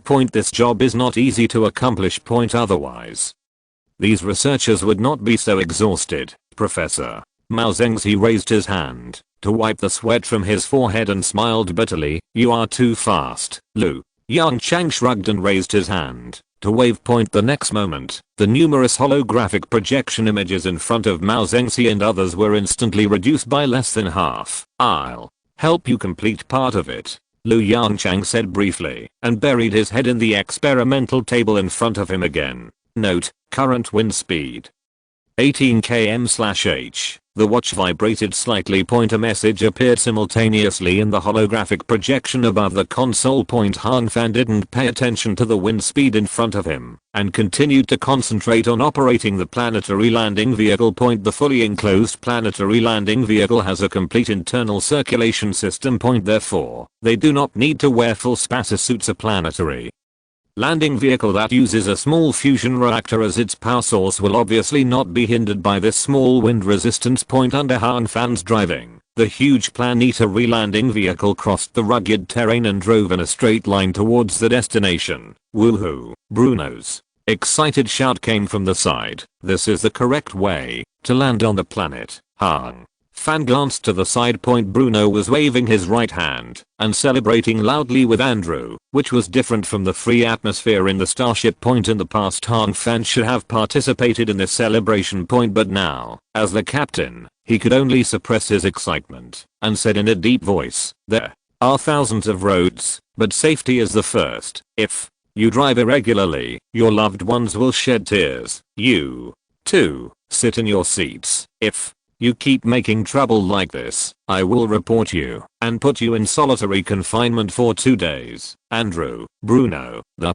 two laughed awkwardly and sat back in their seats. Ahem. Captain Hong, don't worry. What greeted them was a glare from Han Fan. Andrew silently straightened his sitting posture. Seeing this, Bruno could only suppress his slightly excited mind. Captain Han, I find that you are a bit like Captain Bay now. Bruno muttered in a low voice. Han Fan shrugged and said helplessly, maybe this is what it feels like to be a captain. Distance to destination 1 kilometer. A line of small words flashed in the holographic projection. Everyone, be serious. Han Fan's expression became serious. The first exploration area is coming. If you're listening to this novel on a channel other than Fanfic World, it means they downloaded and uploaded it without effort. We cordially invite you to visit our channel, Mundo Fanfic Novelos. There you'll find the original version of this story and you can explore many other novels of various genres. We're waiting for you to immerse yourself in a world of incredible novels. Chapter 399 Hematite. Han Fan's words made everyone stop playing. The expressions on Andrew and Bruno's faces quickly became serious. They can play and relax a little in Zuan Second or the planetary lander, but when they need to face this completely unfamiliar planet, no one dares to relax their vigilance. After all, no one knows what strange things will exist on this super Earth point, whether it is biological or non-biological point, when you don't know the details of the other party. Even a small speck of dust may cause a person to be doomed. As the numbers in the holographic image continue to get smaller, the scenery outside has also changed slightly. Some silver white substances with a metallic luster gradually appeared in the yellow brown rock wall. Han Fan, who was in the driver's seat, raised his eyebrows. These outside should be the iron ore detected by the detector. There is no oxygen in the atmosphere, but there are some benefits. At least, it saves us the smelting process. Wan-Ie, who was standing by, heard this and chuckled and added, there may also be nickel ore. Don't forget our experience of mining in the asteroid belt. Han Fan was stunned, and a hint of nostalgia suddenly appeared in his eyes. While speaking, the speed of the planetary landing vehicle began to slow down gradually. Lines of faint text appeared in front of everyone. About to arrive at the destination. Current outside wind speed 18 km/h. Please prepare to leave the cabin. When the vehicle stopped, Han Fan reached out to unbuckle the seatbelt and picked up the helmet hanging on the side. Click, swish, as the sound of the helmet buckle sounded, a sound of airflow sounded in his ears. Spacesuit internal circulation system activated. Current oxygen remaining 99%. Han Fan glanced at the R display on the helmet, and after confirming that there was nothing wrong with the spacesuit, he opened the team communication channel. Everyone, report your situation. 10 minutes later, the hatches on the sides of the two planetary landing vehicles slowly opened. One by one, the bloated crew members, with the help of exoskeleton armor, walked out of them with extremely brisk steps. Exoskeleton armor power output 15%. The faint Chinese characters appeared in front of everyone. Everyone. Han Fan's voice came from the communication channel. Hurry up and confirm the type of surface minerals first, and then conduct deep drilling work. As he said, he took the lead and walked to a rock wall with a silver white glow. After a simple test, he showed some joy in his eyes. It is indeed a single element iron ore. I just don't know how much reserves there are, Captain. Han. Andrew's hesitant voice came from the communication channel. Without oxygen, there should be no hematite, right? Of course. Han Fan responded without thinking. Then, Andrew's voice became more and more strange. You'd better come and take a look. Han Fan raised his eyebrows slightly. What? Don't tell me that you found a hematite vein, Andrew. If there is no problem with the detection equipment, this is indeed hematite.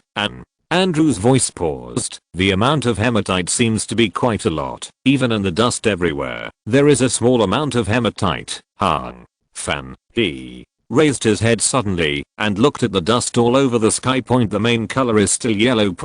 But if you look closely, this thick yellow does contain some reddish brown. Hiss. Han Fan took a breath, took 2 steps at a time, and ran to Andrew. Andrew was squatting in a corner next to the rock wall, carefully observing the surface. Seeing Han Fan coming, Andrew hurriedly stood up. Captain Han, take a look. You can't see anything on the surface, but the deeper you dig, the heavier the reddish brown color will be. Han Fan didn't say anything, but quickly squatted down and checked a small pit dug by Andrew. The small pit was not deep. It was about 20 centimeters deep.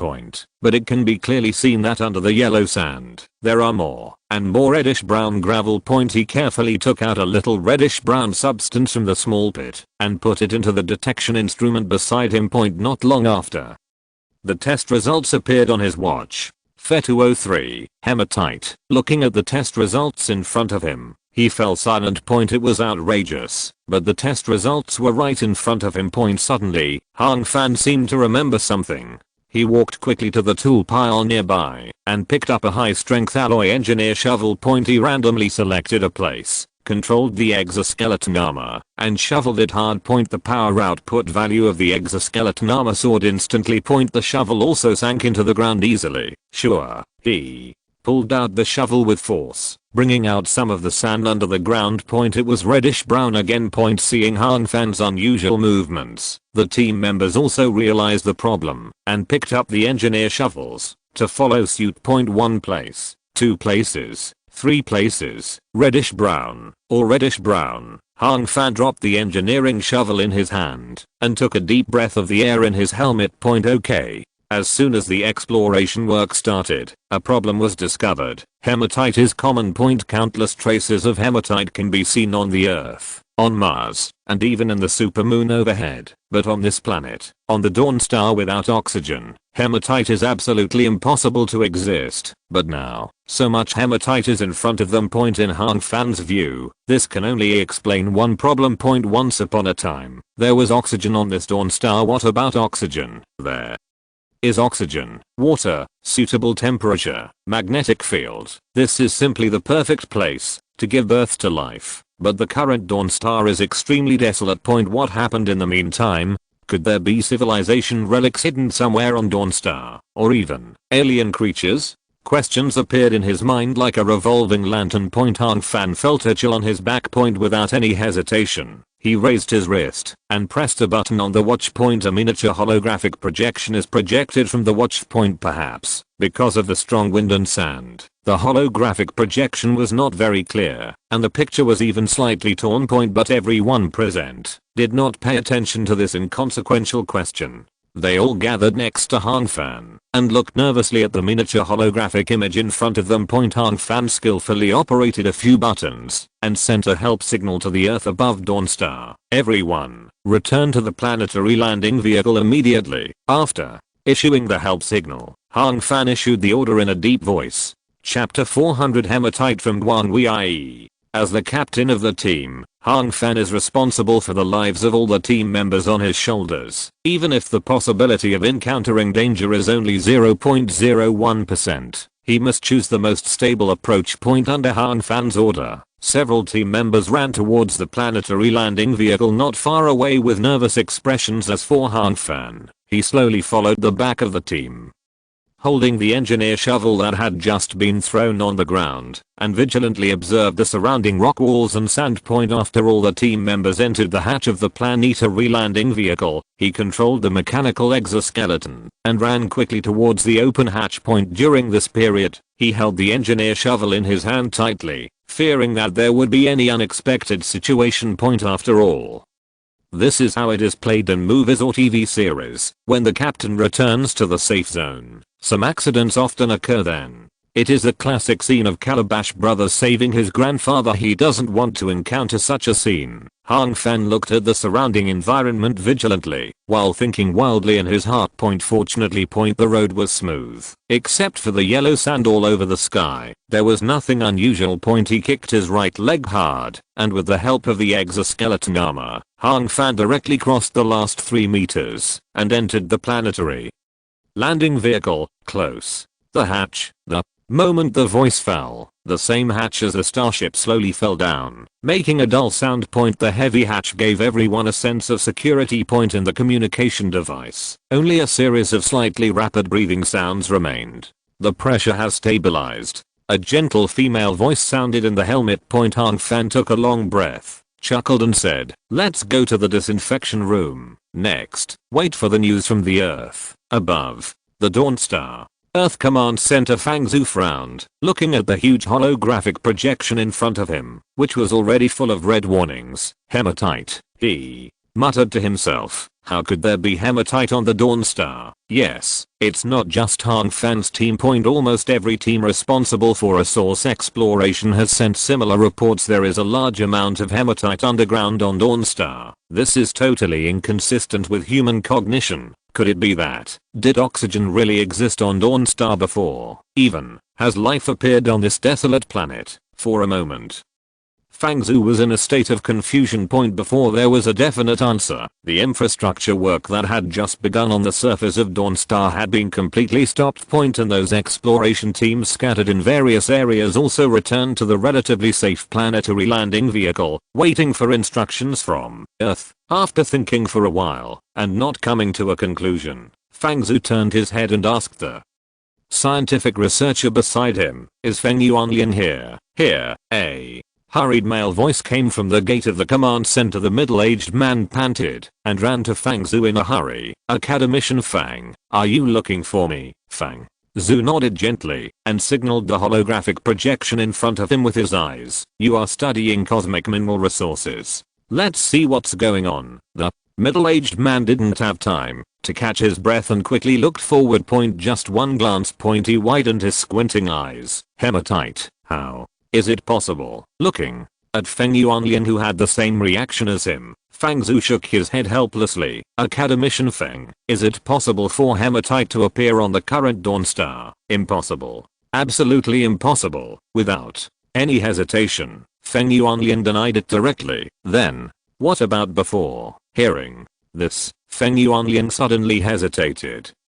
"You mean there was oxygen on the Dawn Star in the past? Based on the current data, this possibility is not great. Unlike Mars and Guangwei 1, the gravity of Dawn Star is enough to retain the atmosphere. What's more, we have not found any traces of oxygen at present." Feng Yuanlian paused. "Except for these hematites. This is strange." Fang Zhu stretched out his hand and rubbed his eyebrows, muttering to himself, "It can't be that these hematites floated from outer space." The speaker is unintentional, but the listener is attentive. Feng Yuanlian's confused eyes brightened a little instantly. He clapped his hands suddenly. His expression was extremely excited. "Academician Fang, you are right, Fang Zhu. What did I say? It floated from outer space. The source of these hematites is probably that Guangwei 1. After some explanation, Fang Zhu nodded thoughtfully. "You mean when the atmosphere of Guangwei 1 was relatively intact, the violent storm inside it raised countless hematite powders, and these powders crossed more than 100,000 kilometers and fell into the atmosphere of Dawn?" Feng Yuanlian nodded repeatedly. "Yes, that's the process, Academician Fang. Look." He stretched out his hand and dragged across a holographic projection. "We assume that Guangwei 1 had a relatively complete atmosphere in the past. Under the strong gravitational force of Dawn, its atmosphere is enough to produce extremely powerful storms. Similar phenomena have been discovered in human history. Back then, humans discovered hematite on the surface of the moon. It's incredible, isn't it?" Feng Yuanlian sighed. "How can hematite appear on the surface of the moon without any atmosphere?" The reason behind it is actually very simple. The strong solar wind blows the oxygen on the surface of the Earth to the moon, thus forming hematite. Fang Zhu was slightly moved and quickly said, "Zero. Simulate it and see if such a situation is possible on Dawn." A few minutes later, the scene described by Feng Yuanlian appeared in the holographic projection. "Then, how to prove the correctness of this speculation?" Fang Zhu asked softly. "In the absence of conclusive evidence, speculation can only be speculation. Simple." Feng Yuanlian pondered for a moment, and a gleam of light flashed in his eyes. "Let these exploration teams conduct deep drilling work. If nothing unexpected happens, these hematites will only be evenly distributed at a certain depth." Fang Zhu thought for a moment and suddenly realized. It is indeed the case. Under the influence of the powerful storm on Dawn, the hematite powder will inevitably be evenly distributed all over the world. The so-called specific depth depends on the integrity of the atmosphere of the first moon. When the atmosphere of the first moon is loose to a certain extent and cannot stir up a strong enough storm, these hematite powders will eventually be buried under the yellow sand. Just like water without a source point, only a small amount of hematite powder will be lifted up by the strong storm and dispersed in the atmosphere. End of this chapter. Thank you very much for reaching the end. Don't forget to like. Looking for more exclusive content and immediate access? Subscribe to our Patreon. Remember, every like, subscription, or donation encourages us to continue. Thanks to everyone. See you in the next video.